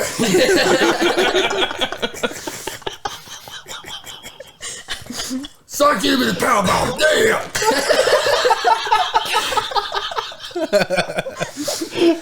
Give me a leg lock. Aye. And then, just as he was pleading for mercy, I said, "You go straight to hell." Now give him a power driver. I'll put him down for the 1, 2, 3. I overcame that hard situation. 5. We get 5. You get some Wow. Dude, he needs 5. He's got veins popping out in his forehead, man. That one V vein now. I'm looking at in the middle of his forehead. It's kind of freaking me out. It's at 5. It's a 5. It's what it is. It's gonna bulge even more the further this interview goes. He's working on his second hemorrhoid. What is your greatest achievement, Captain?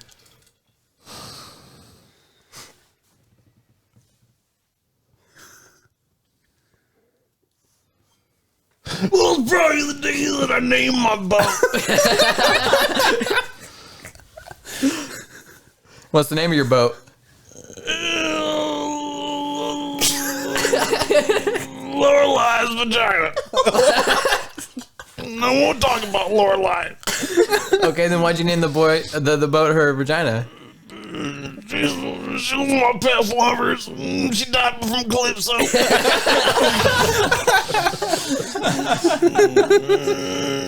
I miss her a lot. More questions? No more. I'll give you 4 for that one. Oh, come on.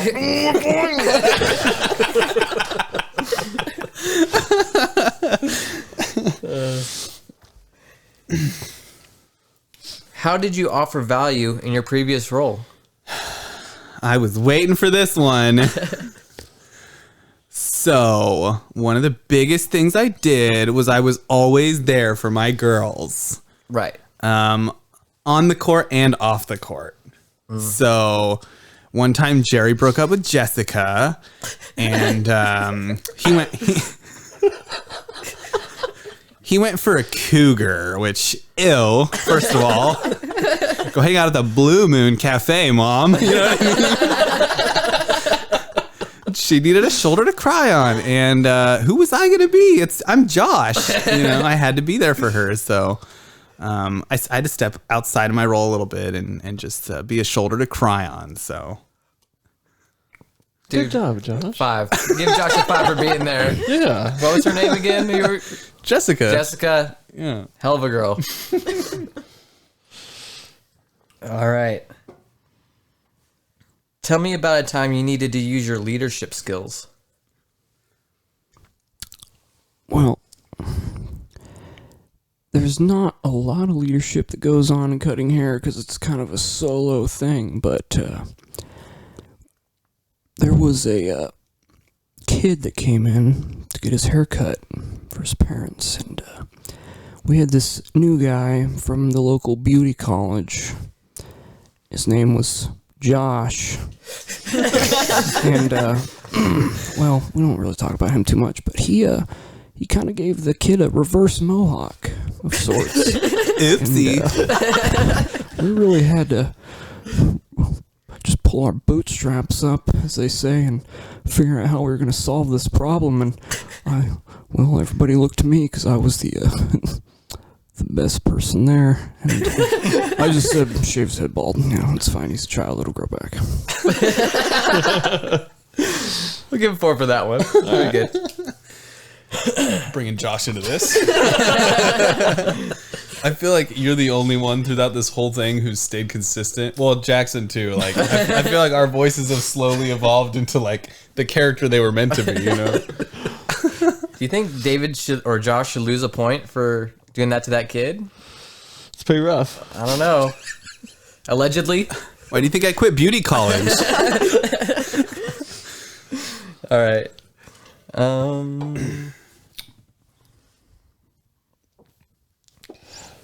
If you could change anything about your past, what would it be? Yeah. Well, I don't have any experience in my past, so that's what I would change. I would like to gain some dinosaur experience. Maybe just like be born in the Cretaceous time period. I don't know. Be born again as a dinosaur? Yeah. You're about to be. How Christian of you.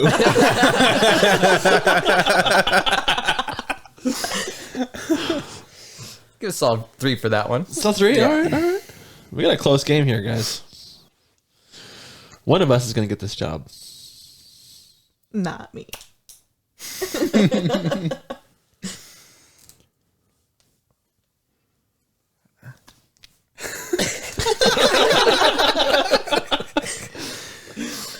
All right. Yep. What has been your favorite type of work environment so far? Ooh, boy. I gotta tell you that I love the cage.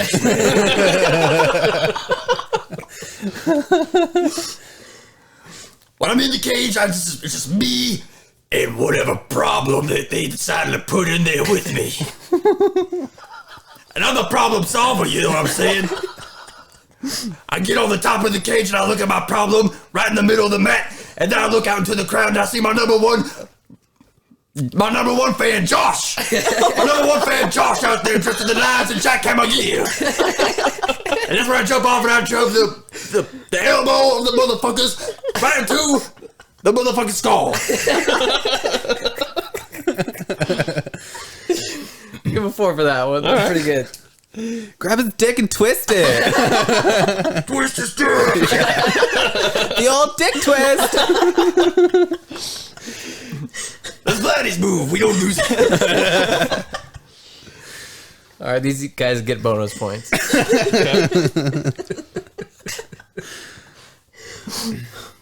So bonus points up for grabs, okay?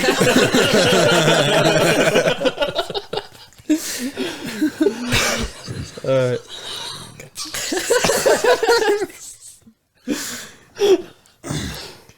Okay, Captain. What experiences have helped you prepare for this role?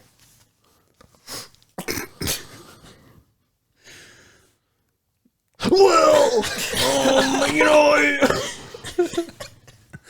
one time I had this ship hand. What was his name? I don't even remember anymore. I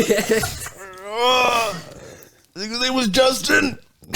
Maybe Jake. Maybe Jeffrey. I don't know. He died to Calypso. That's the only experience I've ever had is death by Calypso. Maybe I'll die by Calypso. More questions? No? Okay. I like this Calypso chick. She's getting me all riled up. You kind of sound like you could be my brother. What do you want to be on my show? We can answer each other questions. More questions? No? Okay. All right. 4 for Kyle, bonus point for Jack. All right.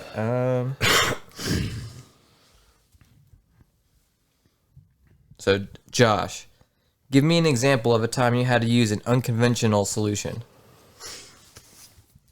First off, is this almost over because I have a Java Juice appointment? Just kidding.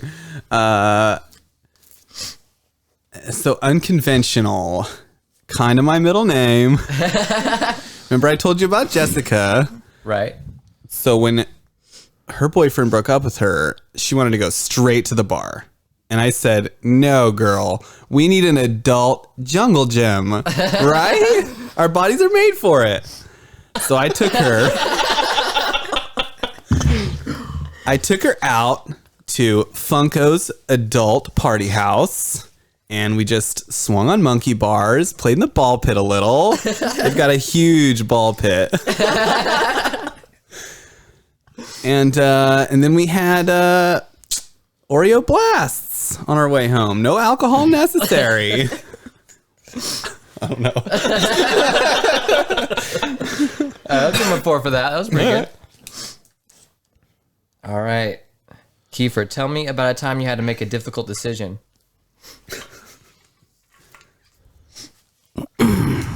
Well, me being what they call a hipster or whatever, I do tend to dress appropriately for the style. And I really have difficult choices every day when it comes to which boots I'm going to wear. It's like, do I wear the natural cotton silk boots or the hemp ones? Because the hemp ones really get me excited. It's normally the hemp ones.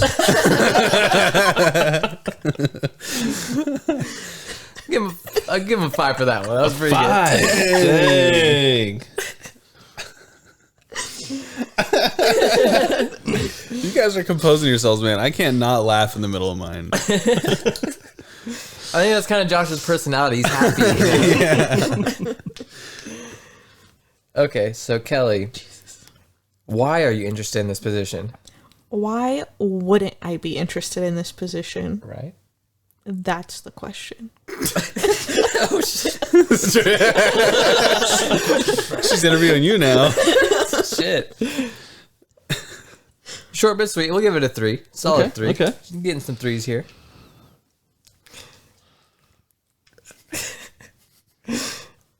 Mr. Jackhammer,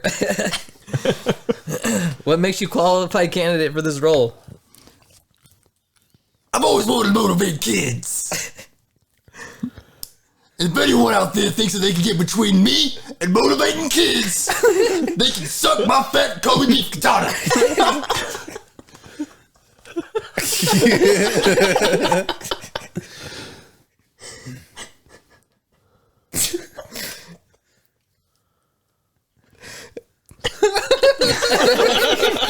Okay. Are we sure he should be? Oh, I'm sorry. Did I need an extra exclamation? Blah. Extra exclamation. You trying to say extra exclamation?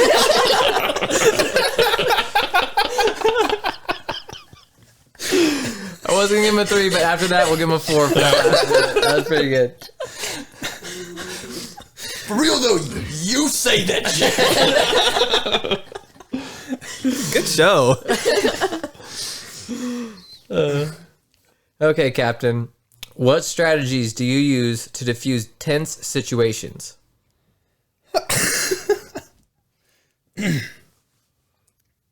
Well, I usually just give him a harpoon and try to kill Calypso.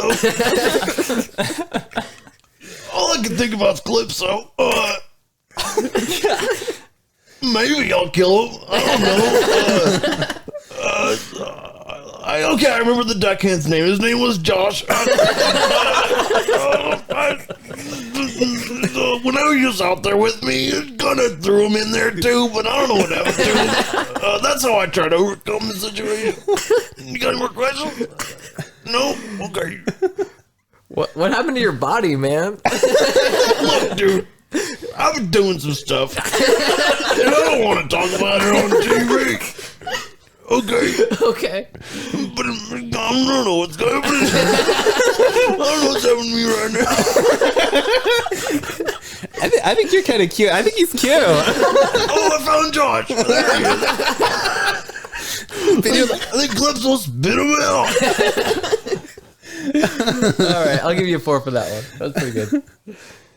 All right, last question. Did you start, David? Yeah, he started. You started? Yeah. Okay, last question. So this one will be for everyone, so everyone gets a fair shot at it for points. So, how would you bring value to our team at Crash Test Dummies? I just want to say one last thing. I took a lot of hits on the cheer squad. I'm talking 1 people up, 2 people up, 3 people up, bodied. So I think that's the inherent value I bring. I can take a hit. Hell yeah. You know, from in front or behind. Stop it. I didn't mean that. Sickos. We'll give him a 5 for that one. That was pretty good. All right. By the way, Josh is Metro. Okay, well, Okay. Good to know. Good to know. I wasn't going to assume anything. yeah. So, how would you bring value to our team? Well, I see you guys having a lot of fun out there. And I always thought it'd be kind of fun to slather on a bunch of makeup and swing my hair just around. The style of music is quite violent. Not what I'm used to, but I think that I could be a great member of the Swingin' Hair Club. Well, Keifer, I hate to tell you this, but you're talking about a juggalo and you're applying for a gigolo. Oh, shit.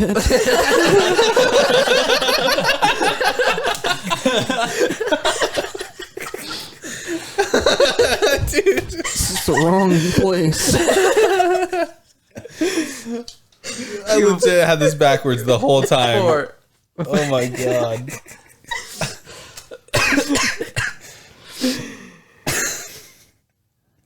All right, Kelly, how would you bring value to our team here at Dinosaur Costume Place? Well, listen, everybody thinks that lack of experience is a bad thing, but I think that's the value I'm going to bring you because you could just mold me into whatever dinosaur you want. Hell yeah.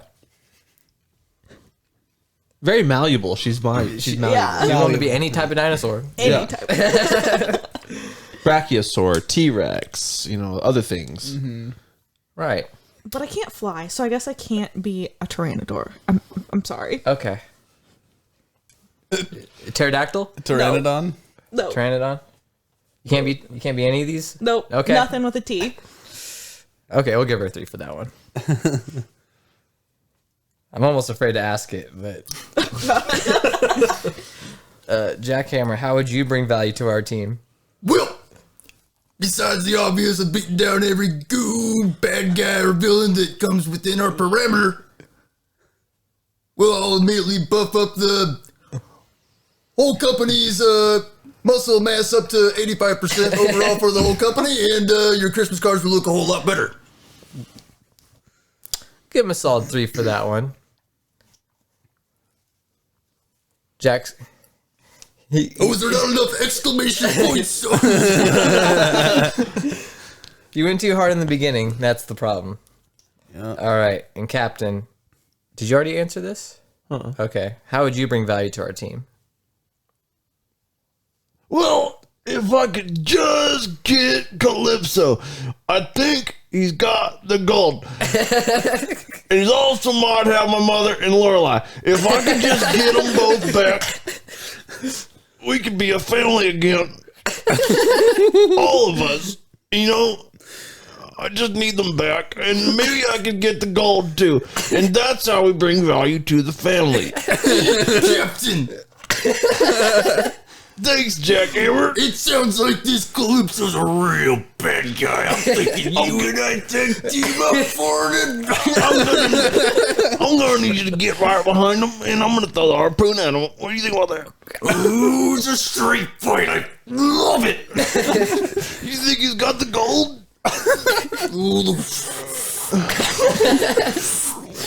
The gold is gonna be around my waist. Yes. But it doesn't help me any. Where's my gold at? Gold be around your waist too as part of the tag team champions, brother. Oh, thank you, brother. All right. Jackson gets a bonus point. Kyle gets 4. Let's tally it up. Man, this was too good. I'm sweaty after that. I bet. I was just reading the questions and I'm sweating, dude. I don't know what's going on, man. Power of these sunglasses, man. Shit. I think you all adapted to your roles pretty well, That went better Character than I brought thought to it you would by go. Vista Bay Original Lemonade.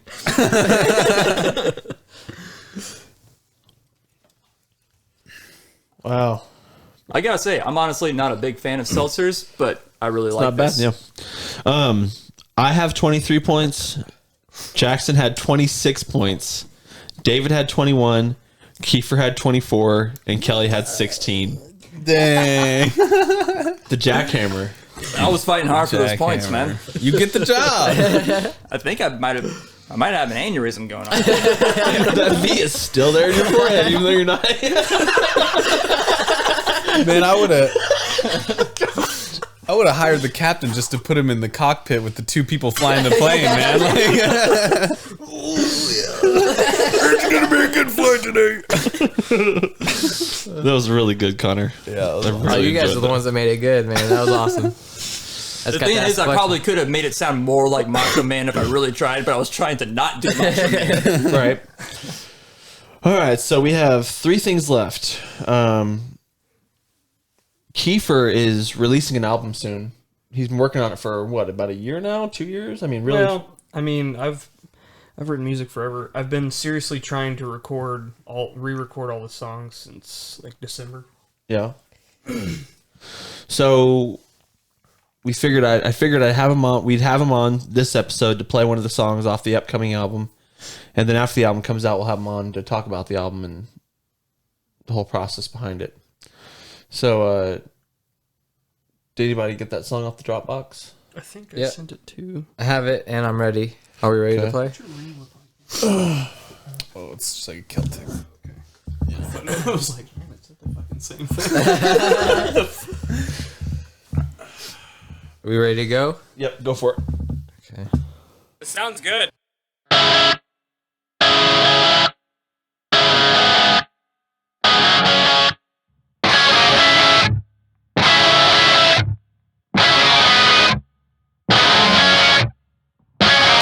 Is there a reason why ice cold and shallow? Oh, colors of breathing, she's been acting shy, out of hope and out of reasons why.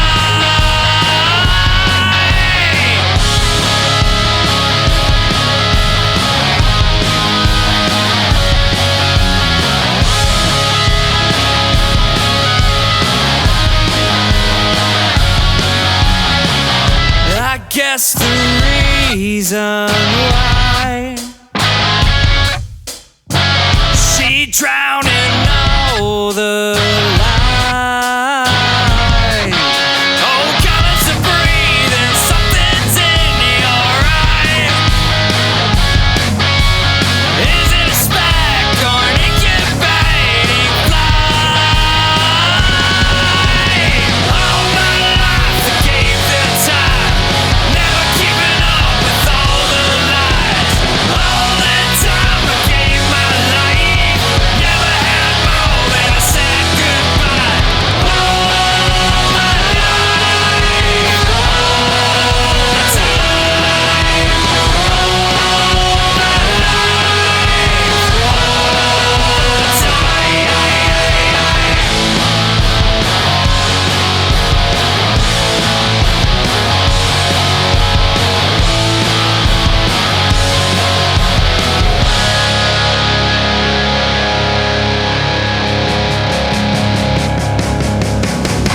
I have no alibi.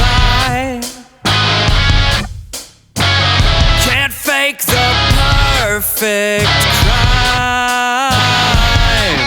Oh, colors of breathing, something's on your mind. An animal instinct with intertwined. All my life I gave the time, never keeping up with all the lies. All the times I gave my life, never had more than I said goodbye.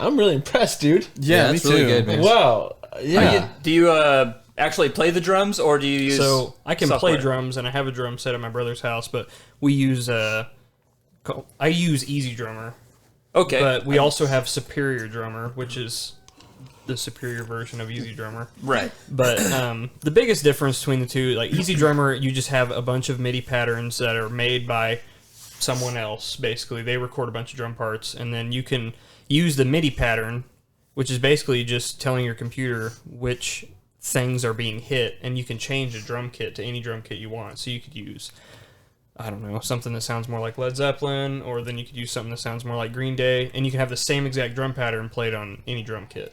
And there's a ton of different drum kits you can get. But then, like Superior Drummer, you can write the MIDI patterns. So instead of just having to pick one that's pre-made, you can go in and program how many times you want the snare to be hit, or the hi-hat, or the cymbals, or whatever. Yeah.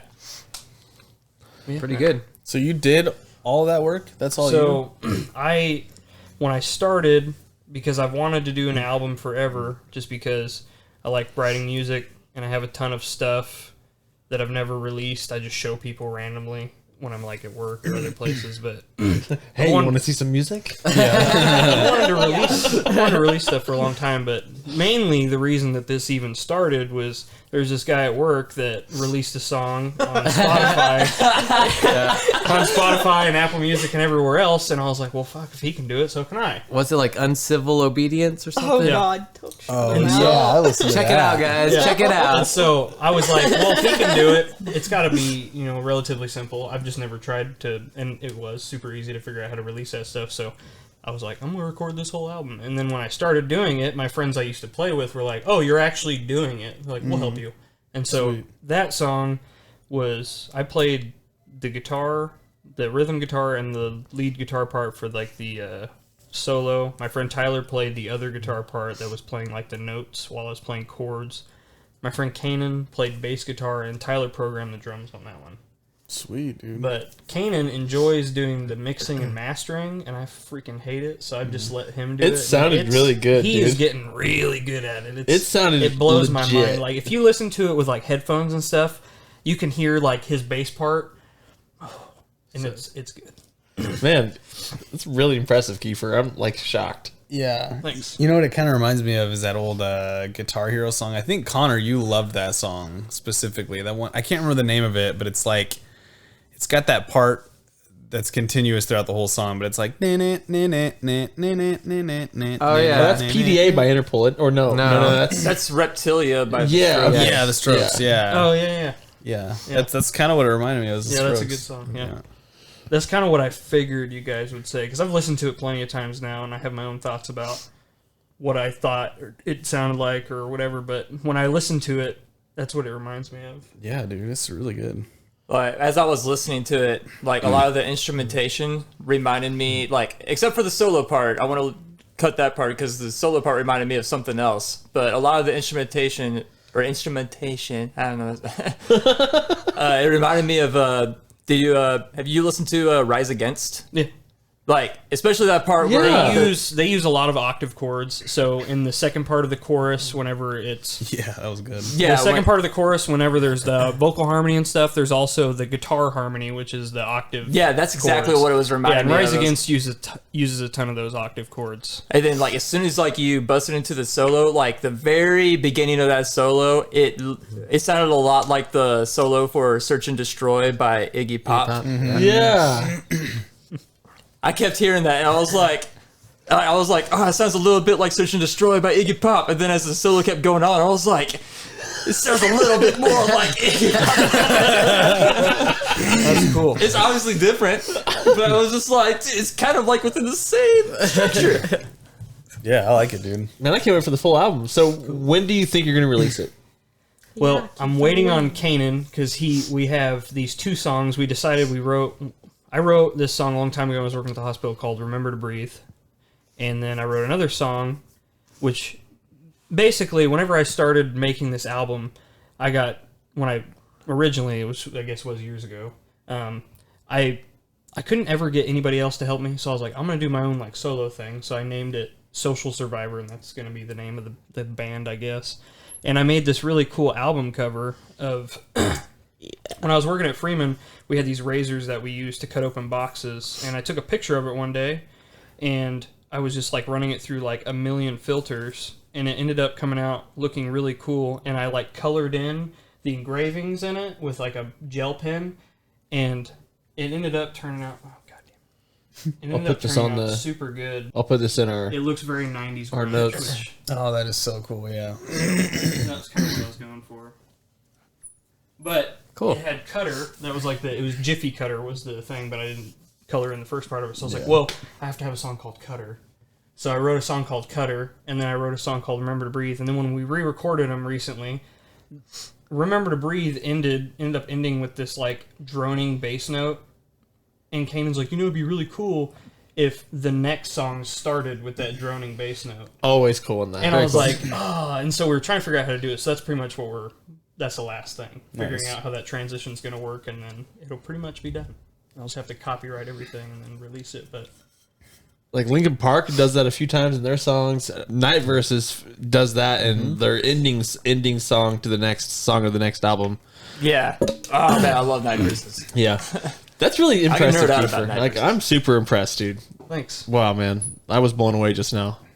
It's inspiring stuff. even. Well, it's always funny. is inspiring. Whenever I tell people that I've been friends with for a while, like people I work with, like Kelli, I'll be like, yeah, I write music, and they're like, cool, dude. And then I'm like, you want to hear a song? And they're like, yeah, sure. My son also writes Because music, Keifer. most of the time it's like, never mind. But most of the time it's not good. Somebody's like, oh yeah, listen to this thing, and you listen to it, and you're like, oh, sounds good, dude. And I feel like most of the time when I show people some of my stuff, they're It's almost like you're showing like family pictures to people. Like exactly. You're like, hey, listen to this song I wrote. And they're like, Nobody yeah, wants sure. to see your kid, Keifer. I just want to go on record and say he's making it sound like I'm just like, oh, you're being cringy. No, I'm saying everybody. I'm so stoked about this. I'm like, Keifer, where's Yeah. the album? Everybody does it. The album. But I mean, everybody, whenever you're like, oh yeah, you want to hear the song I wrote? They're like, sure, dude.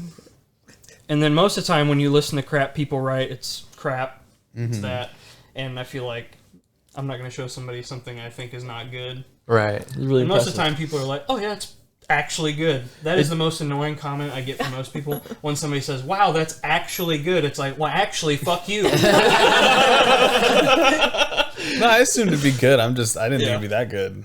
Well, okay. That still sounds bad. No, I know But you know what you what I mean. mean. I don't take Yeah. it personally anymore because it's Yeah. been my whole life. I get it. No. There's no good way of saying it. Yeah, doesn't yeah. I was like, I was really surprised because I thought it was not going to be good because most of the time when people just like, hey, I write music, it's not good. Yeah, and you couldn't even tell it was you singing, dude. Yeah, Like, no, and that's the other thing. Everybody's always like, is that you? Is that you singing? I'm like, like, doesn't sound like you. Yeah, I don't think it doesn't sound like me, but I've been singing my whole life, so. I thought it was gonna sound a little bit like this. it would have been like weird if like all of a sudden it just like switched off into like I don't know like Muppets voice or something like that. Yeah. Cookie Beaker. it's really good. It's really good.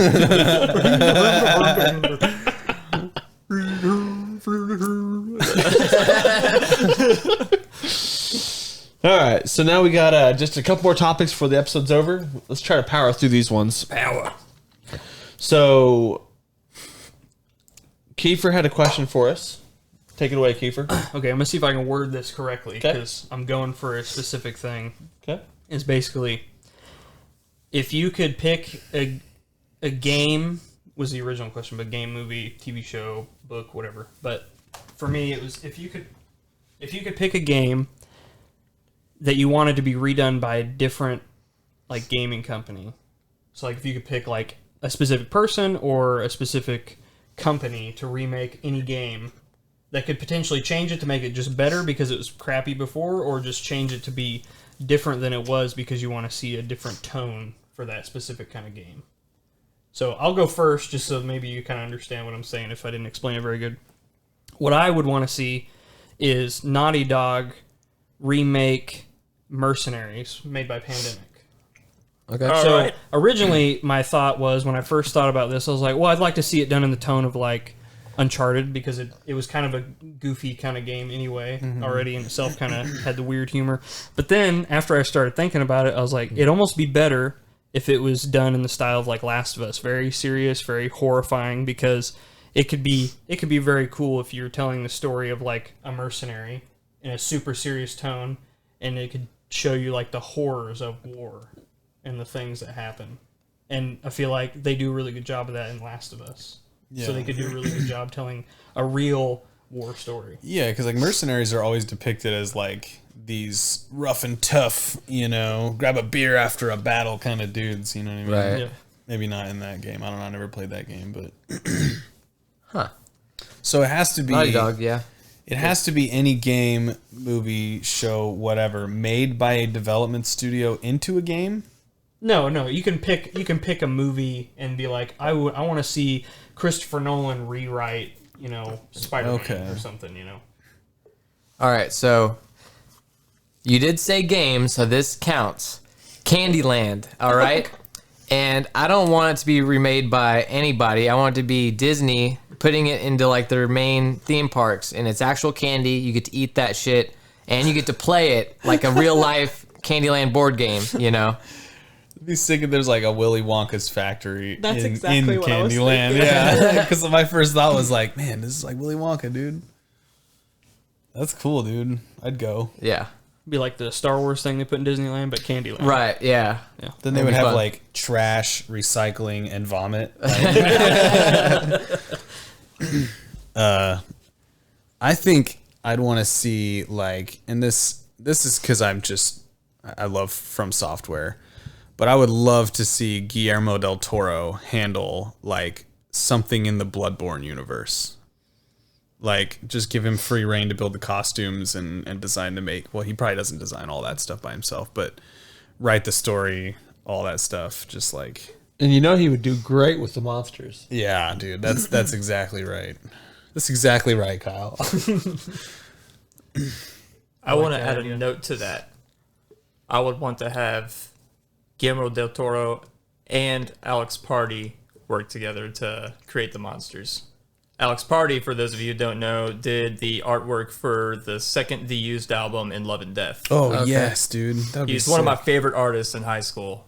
Yeah, And man. He comes up with some crazy looking monsters. So I know he could probably create some crazy monster designs. And you could just have Doug Jones play the werewolves and the blood-starved beast and all the villagers. Yeah. Right. Yeah. Yeah, Bloodborne starring Doug Jones. Doug Jones. Yeah. Co-starring Doug Jones. Yeah, with a guest appearance from Doug Jones. Did you say Dog Jones? Dog Jones in a supporting role. Yeah. He's a foreign dog. That's why it's off. So mine, I pictured the Mighty Ducks. I love the first movie. Of course you did. But made in the type of way that, you know, Godfather was made, or Scarface. These ducks, you know, they're clawing their way to the top, but as they're clawing their way to the top, they're slowly whacking people. They're killing people. What are they doing? Are they whacking or are they killing? They're both. They're, you know, a bunch of kids on the street, maybe drug addicts. Emilio Estevez finds these kids on the street, maybe shooting each other up, and brings them from the bottom to the top. They go from shooting dope to shooting pucks. Shooting pucks. Puck, yeah, Connor. But yeah, and maybe Kenan Thompson becomes the Scarface character and takes what's rightfully his. Yeah, but I don't. What's his? What's his to take? Everything. Everything, yeah. The game. I'm the captain now. What does he want? That's a good question. What is the? He's the one with the crazy shot, like, right? Doesn't he have like the? No, he's the goalie. Oh, he's the goalie. Kenan's the Okay. goalie. Yeah, but he does have that. Doesn't he have the knuckle puck, or is I thought that's like where it's I don't on know. its side, or is that a different kid? maybe a different kid? Okay. But then I also thought I would like to see Tron, but made like Shrek. Made like Shrek. Yes. Explain, please. I hadn't got that far, Jackson. All right. But I wanted Tron made like Shrek. You know, really funny, really referential humor. But I don't know how you get to the end of the Tron thing. It'd be very strange. Mike Myers is Jeff Bridges. There you go. know? Yeah, my ideas really suck. But whatever.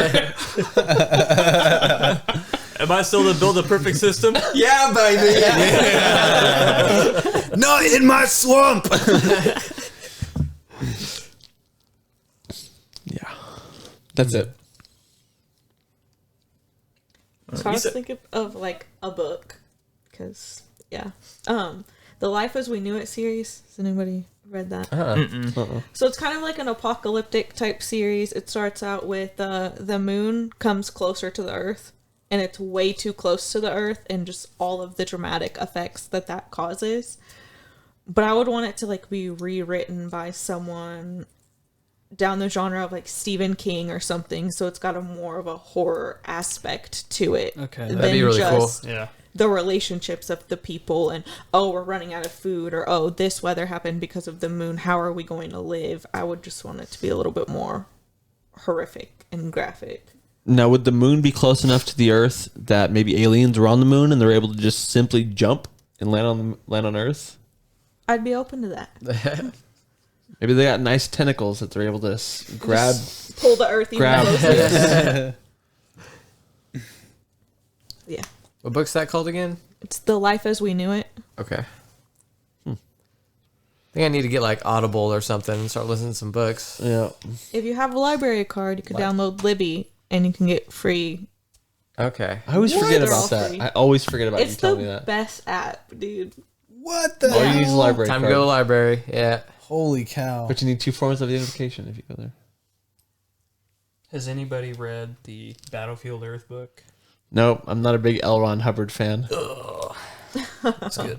Good. It's really good. Never read the book. I've never seen the movie. The movie But is I have fabulous. So garbage. The movie is The fabulous. movie's really bad. Perfect cinema. I have heard the John theme Travolta, song master. that is sung by the same guy that did the Toy Story song. So, yeah. Gonna have a good time on the battlefield. Right foot, left foot. Yeah. But the crazy aliens out there on the ship. Anybody else have one for Keifer's question? Oh man, I've been really like stewing on trying to think of something. Like, I guess what I would do is I would probably go back in time whenever the first Suicide Squad was coming out and slap all of the higher ups that were pretty much like making that into a shit movie. Right. Like, give me the dark and gritty David Ayer cut that he really wanted to do. Or I think James Gunn originally wanted to do it, and he wanted to do it dark and gritty, but they were like, no, you got to make it light and fun. And he was like, fuck that, I'm leaving. Interesting. I might be wrong about that, but You might be.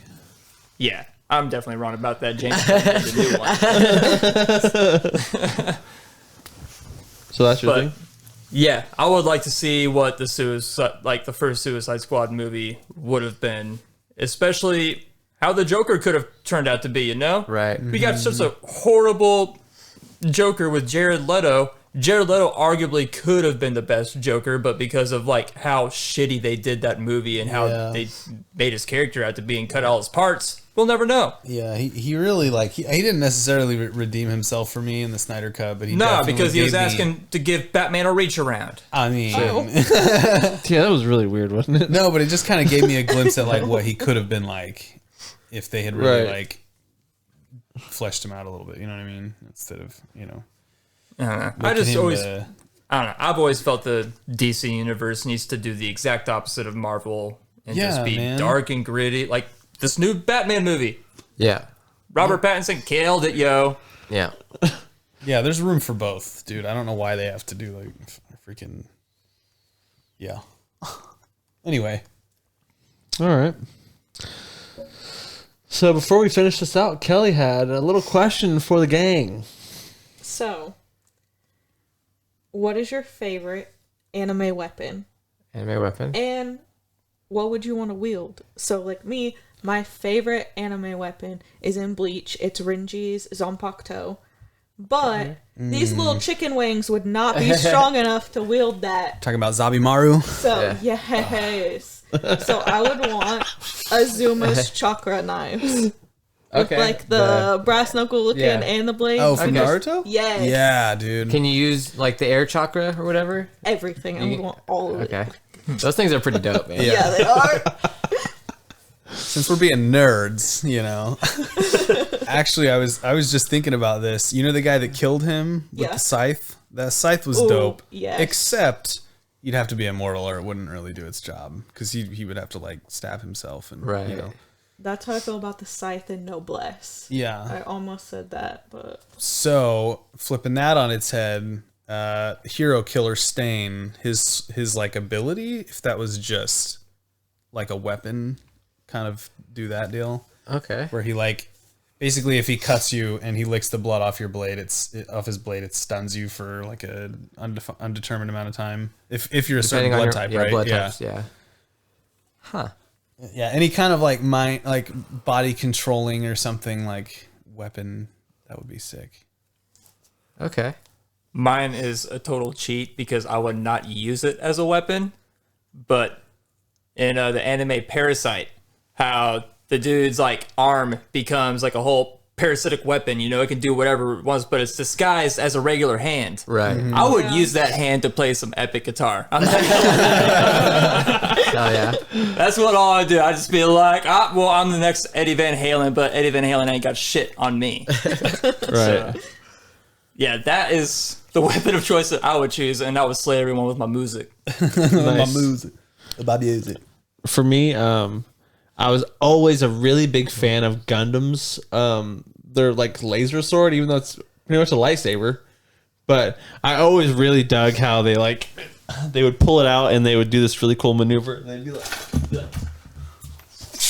you know what I'm saying? You know what I'm saying? It always looked so cool to me as a kid. But the weapon that I would actually use is my dog Megatron. He's a freaking gun. Yeah. In the cartoons, like the old anime cartoons in the old anime movie, like he transforms into a little gun and then Starscream uses him. Yeah. You know? And for one, I get to hang out with Megatron all day. I think we think a lot alike, which he's my dog. And I'd be like, Megatron, turn into a gun. And he would be just turn into a gun and be in my hand. I think it would be badass. And I could, Megatron, shoot this guy. You know? It wasn't me. It wasn't me. It was Megatron. That's mine, though. Cool. You said Gundam, and I've been thinking Gundam this whole time. Oh, Because nice. a Gundam is a weapon, you know, technically. Right. You know. Oh yeah. So the Gundam 00 series, I think it's like the orange one. It's the one that can transform into like a jet and stuff. Mm-hmm. That'd just be my choice. So yeah. That's dope. Yeah. And Keifer, what about you? I don't know, man. I don't watch. I've never watched any of that stuff, so I don't even know. You ever seen Dragon Ball Z? No, not really. Should I watch. mean, I know that gonna- some dude wears like an orange jumpsuit or something. oh, Oh man. Some dude. Something like that. Some dude. Some dude. Changes colors, I think. You can be like a Yu Yu Hakusho and have that cool like gun beam What about finger. Titan AE? Don't they have those cool alien guns in that? Yeah, Is that considered? I guess you can consider that, but I think it was made by an American studio. But you know, whatever. That's cool. I'll An consider animation. that. It's We'll animation. allow it. Yeah, we'll allow it. Due to circumstances. I almost picked freaking the Death Note book or whatever. I said that to man. Kyle Tell me the that other at day. work. So my only justification behind that was, how would you use that in battle? You'd just be like, hold on, pause, let me write your name down. Right. Yeah, and then you Yeah. have to specify the time, or Yeah. it takes a certain like a minute or something, minute and a half. Then you gotta make the deal to get the eyes to where you can see everybody's names and stuff like that. Right, yeah. I'd make all my enemies like die trying to suck their own dicks. I still have Today, that. cheerleader Josh dies trying to suck his own dick. I just want to honorable mention the bass guitar from Fooly Cooley. I don't know if you guys really watched that at all, but she like Yeah. smacks this kid in the forehead with the bass guitar, and it makes a robot sprout out of his forehead. It's insane, dude. But just the way she tosses it around. Sounds like a Fender. yeah. All right, well, let's move into Yo Dude. Check this out. Who wants to start us off? Yo, dude, check this out. In 1875, there was a whiskey distillery in Dublin that caught fire and spilled 6 million, this is modern day, 6 million pounds worth of whiskey down the street in a 6-inch high river, of which the townspeople gladly drank. And it killed 16 people, not from fire or explosions, but from alcohol poisoning. Wow. Yeah. Sick. Damn. Freaking crazy. Now, do you think in Dublin, you think that's part of their like history books? Like they talked about that in like their middle school and They probably got elementary school history statues up books? on the town square. 12 heroes. It's a local holiday. These guys bravely drank all the whiskey. Yeah, They gave their lives so we could drink. I don't know if it's still there, that distillery, if they rebuilt it and it's still there. I would imagine it probably is. But Yeah. It's called like the Malone Whiskey Distillery or something like that, if anyone wants to look it up. But yeah, I'll pull it up for you. Yo, dude, check this out. Judge terminates conservatorship for Amanda Bynes. Did you guys see that? Yeah. Pretty cool. So I guess she's been in that for like 9 years. So maybe we'll get to see her again. Maybe we'll get a She's the Man too. Maybe. Oh God, I wish. I don't know. Or She's All That. Last I Was she actually, in She's All That? last I actually Amanda heard show? on her, she's like been trying to focus on fashion and not movies. Amanda, please. Yeah. I don't know. Let me some Amanda. I just happened to randomly see a YouTube video about just celebrities that have fallen off their pedestal, and she was one of them. And they were talking about what she's been up to now. Apparently, she's been doing good, but she's trying to do fashion and not give a shit about movies. So Wait, did you say She's the Man? Yeah. Okay. That's the soccer one? Yeah. Okay. It's a great. what we really want is Big Fat Liar 2. Yo, dude, check this out. So the snow used in The Wizard of Oz was actually asbestos fibers. Yikes. Yeah. Oh my God. Sounds about right. That is so crazy to me. I cleaned out when I was like 18. I had a job working for Crowder College, and we were like destroying rooms and building new classrooms. And like part of our job was cleaning out like old asbestos that was like under like tile and stuff like that. And we'd have to like be really careful and like wear masks and stuff when we were scraping and stuff like that. I can't even imagine that they were just blanketing all of this snow on them, my like all God, that asbestos, like. And now they have mesothelioma. Yep, all those carcinogenics. And on the same note, in 1950s America, there was this company called Kent Micronite cigarettes. They were manufactured with blue asbestos doped filters as a safety feature. So they were literally blending in asbestos into cigarettes to filter out all these different killers, you know? Sounds like we didn't fully understand asbestos. That's why you see so many financial compensation commercials. I would say you're right, Jackson.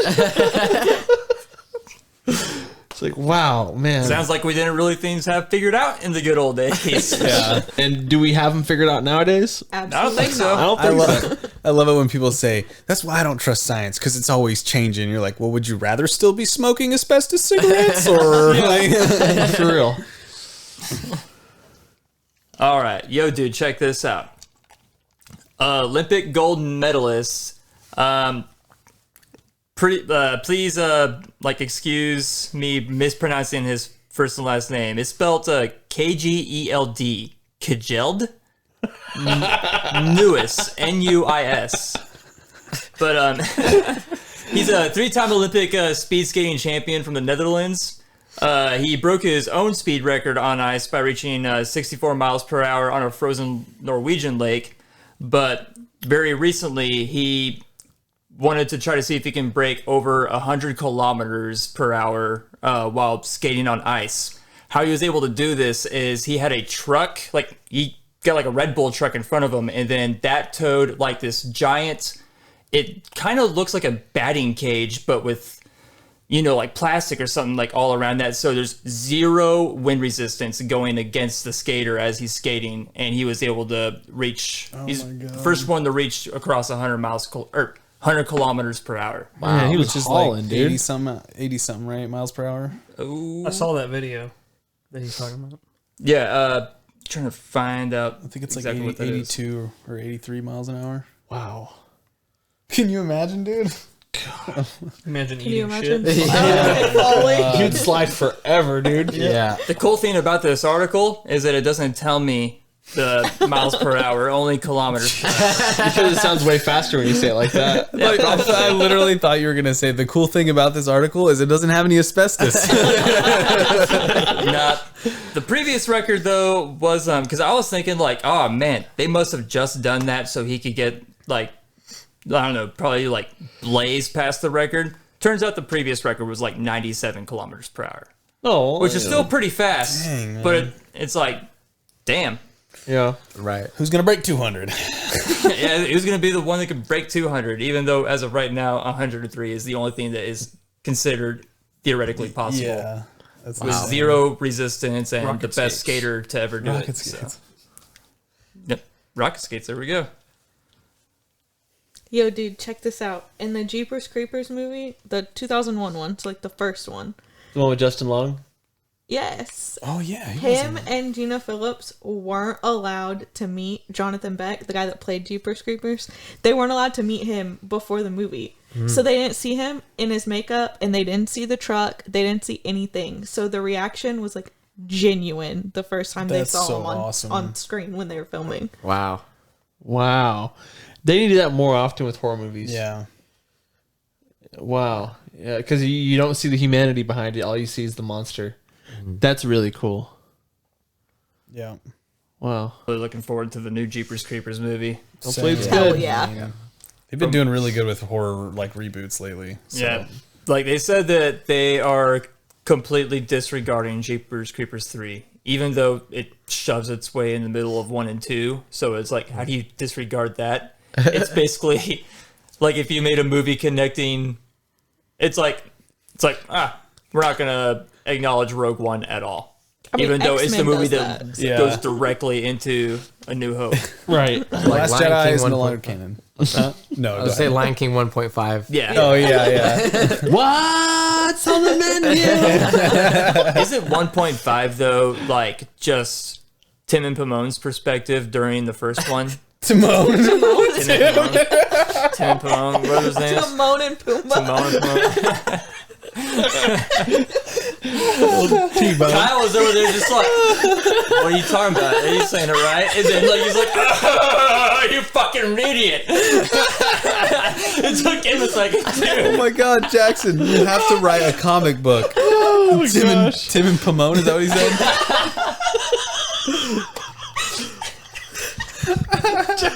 I need this comic book. I shouldn't have been looking at him. It was written on my face. God. That was correct. Yes.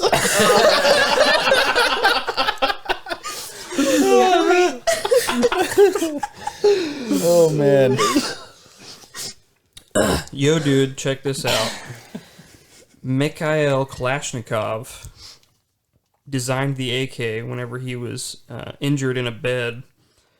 He said that he was in the hospital and a soldier in the bed beside him asked, why do our soldiers only have one rifle for 2 or 3 of our men when the Germans have automatics? So he designed one.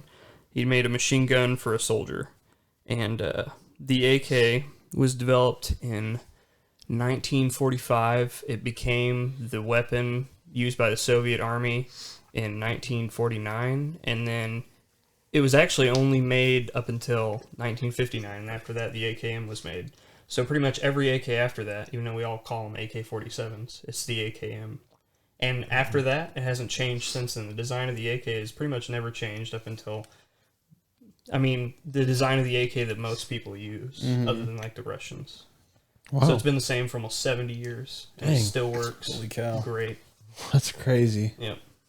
And there's like, out of the 500 million guns that there are being used, 100 million of them are Kalashnikovs That's wild. of variants, and then 3/4 of the Kalashnikovs are AKs. If you can go back in time and tell that dude how many innocents are going to be killed with that gun, huh? Yeah, another fun fact about that guy is he'd probably be the richest man in the entire world, except the Soviet Union didn't let you trademark or copyright anything. So God. he built that for the Soviet Union, and only the Soviet Union profited from it. Because there are no patents The in gun Soviet that- Russia. Bastards. Hey, comrade.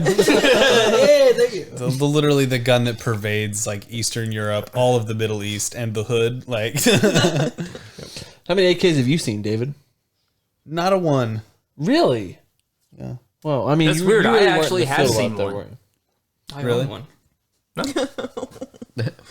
Cool. Yeah, no, I never got to see one. I did find out that like the M4 uses 5.56 ammunition, which is basically a 22 with a huge payload. And then the 240 Bravo, which is the big crew serve weapon with the belt fed deal, uses 7.62, and the AK-47 uses 7.62. Wow. So it's got fat boy rounds. Right. Yep. Yeah. I think that the M240 Bravo uses 7.62 by 51. Is that what it is? I think it's like 308. Couldn't agree more. All right, It's guys. big. Yeah. big time. Big time. Sometimes it's not about the caliber, you know. The aim. Yeah, it's about the payload. Yep. All right, guys. It's been another episode of Crashing with Friends. I thank you guys for listening and watching. Hope you guys have a good rest of your week, and we'll see you guys all next week. And I'm little Davy. There's all a little Davy inside of it. Later, guys. Have a good one. Crashing with Friends. Podcast.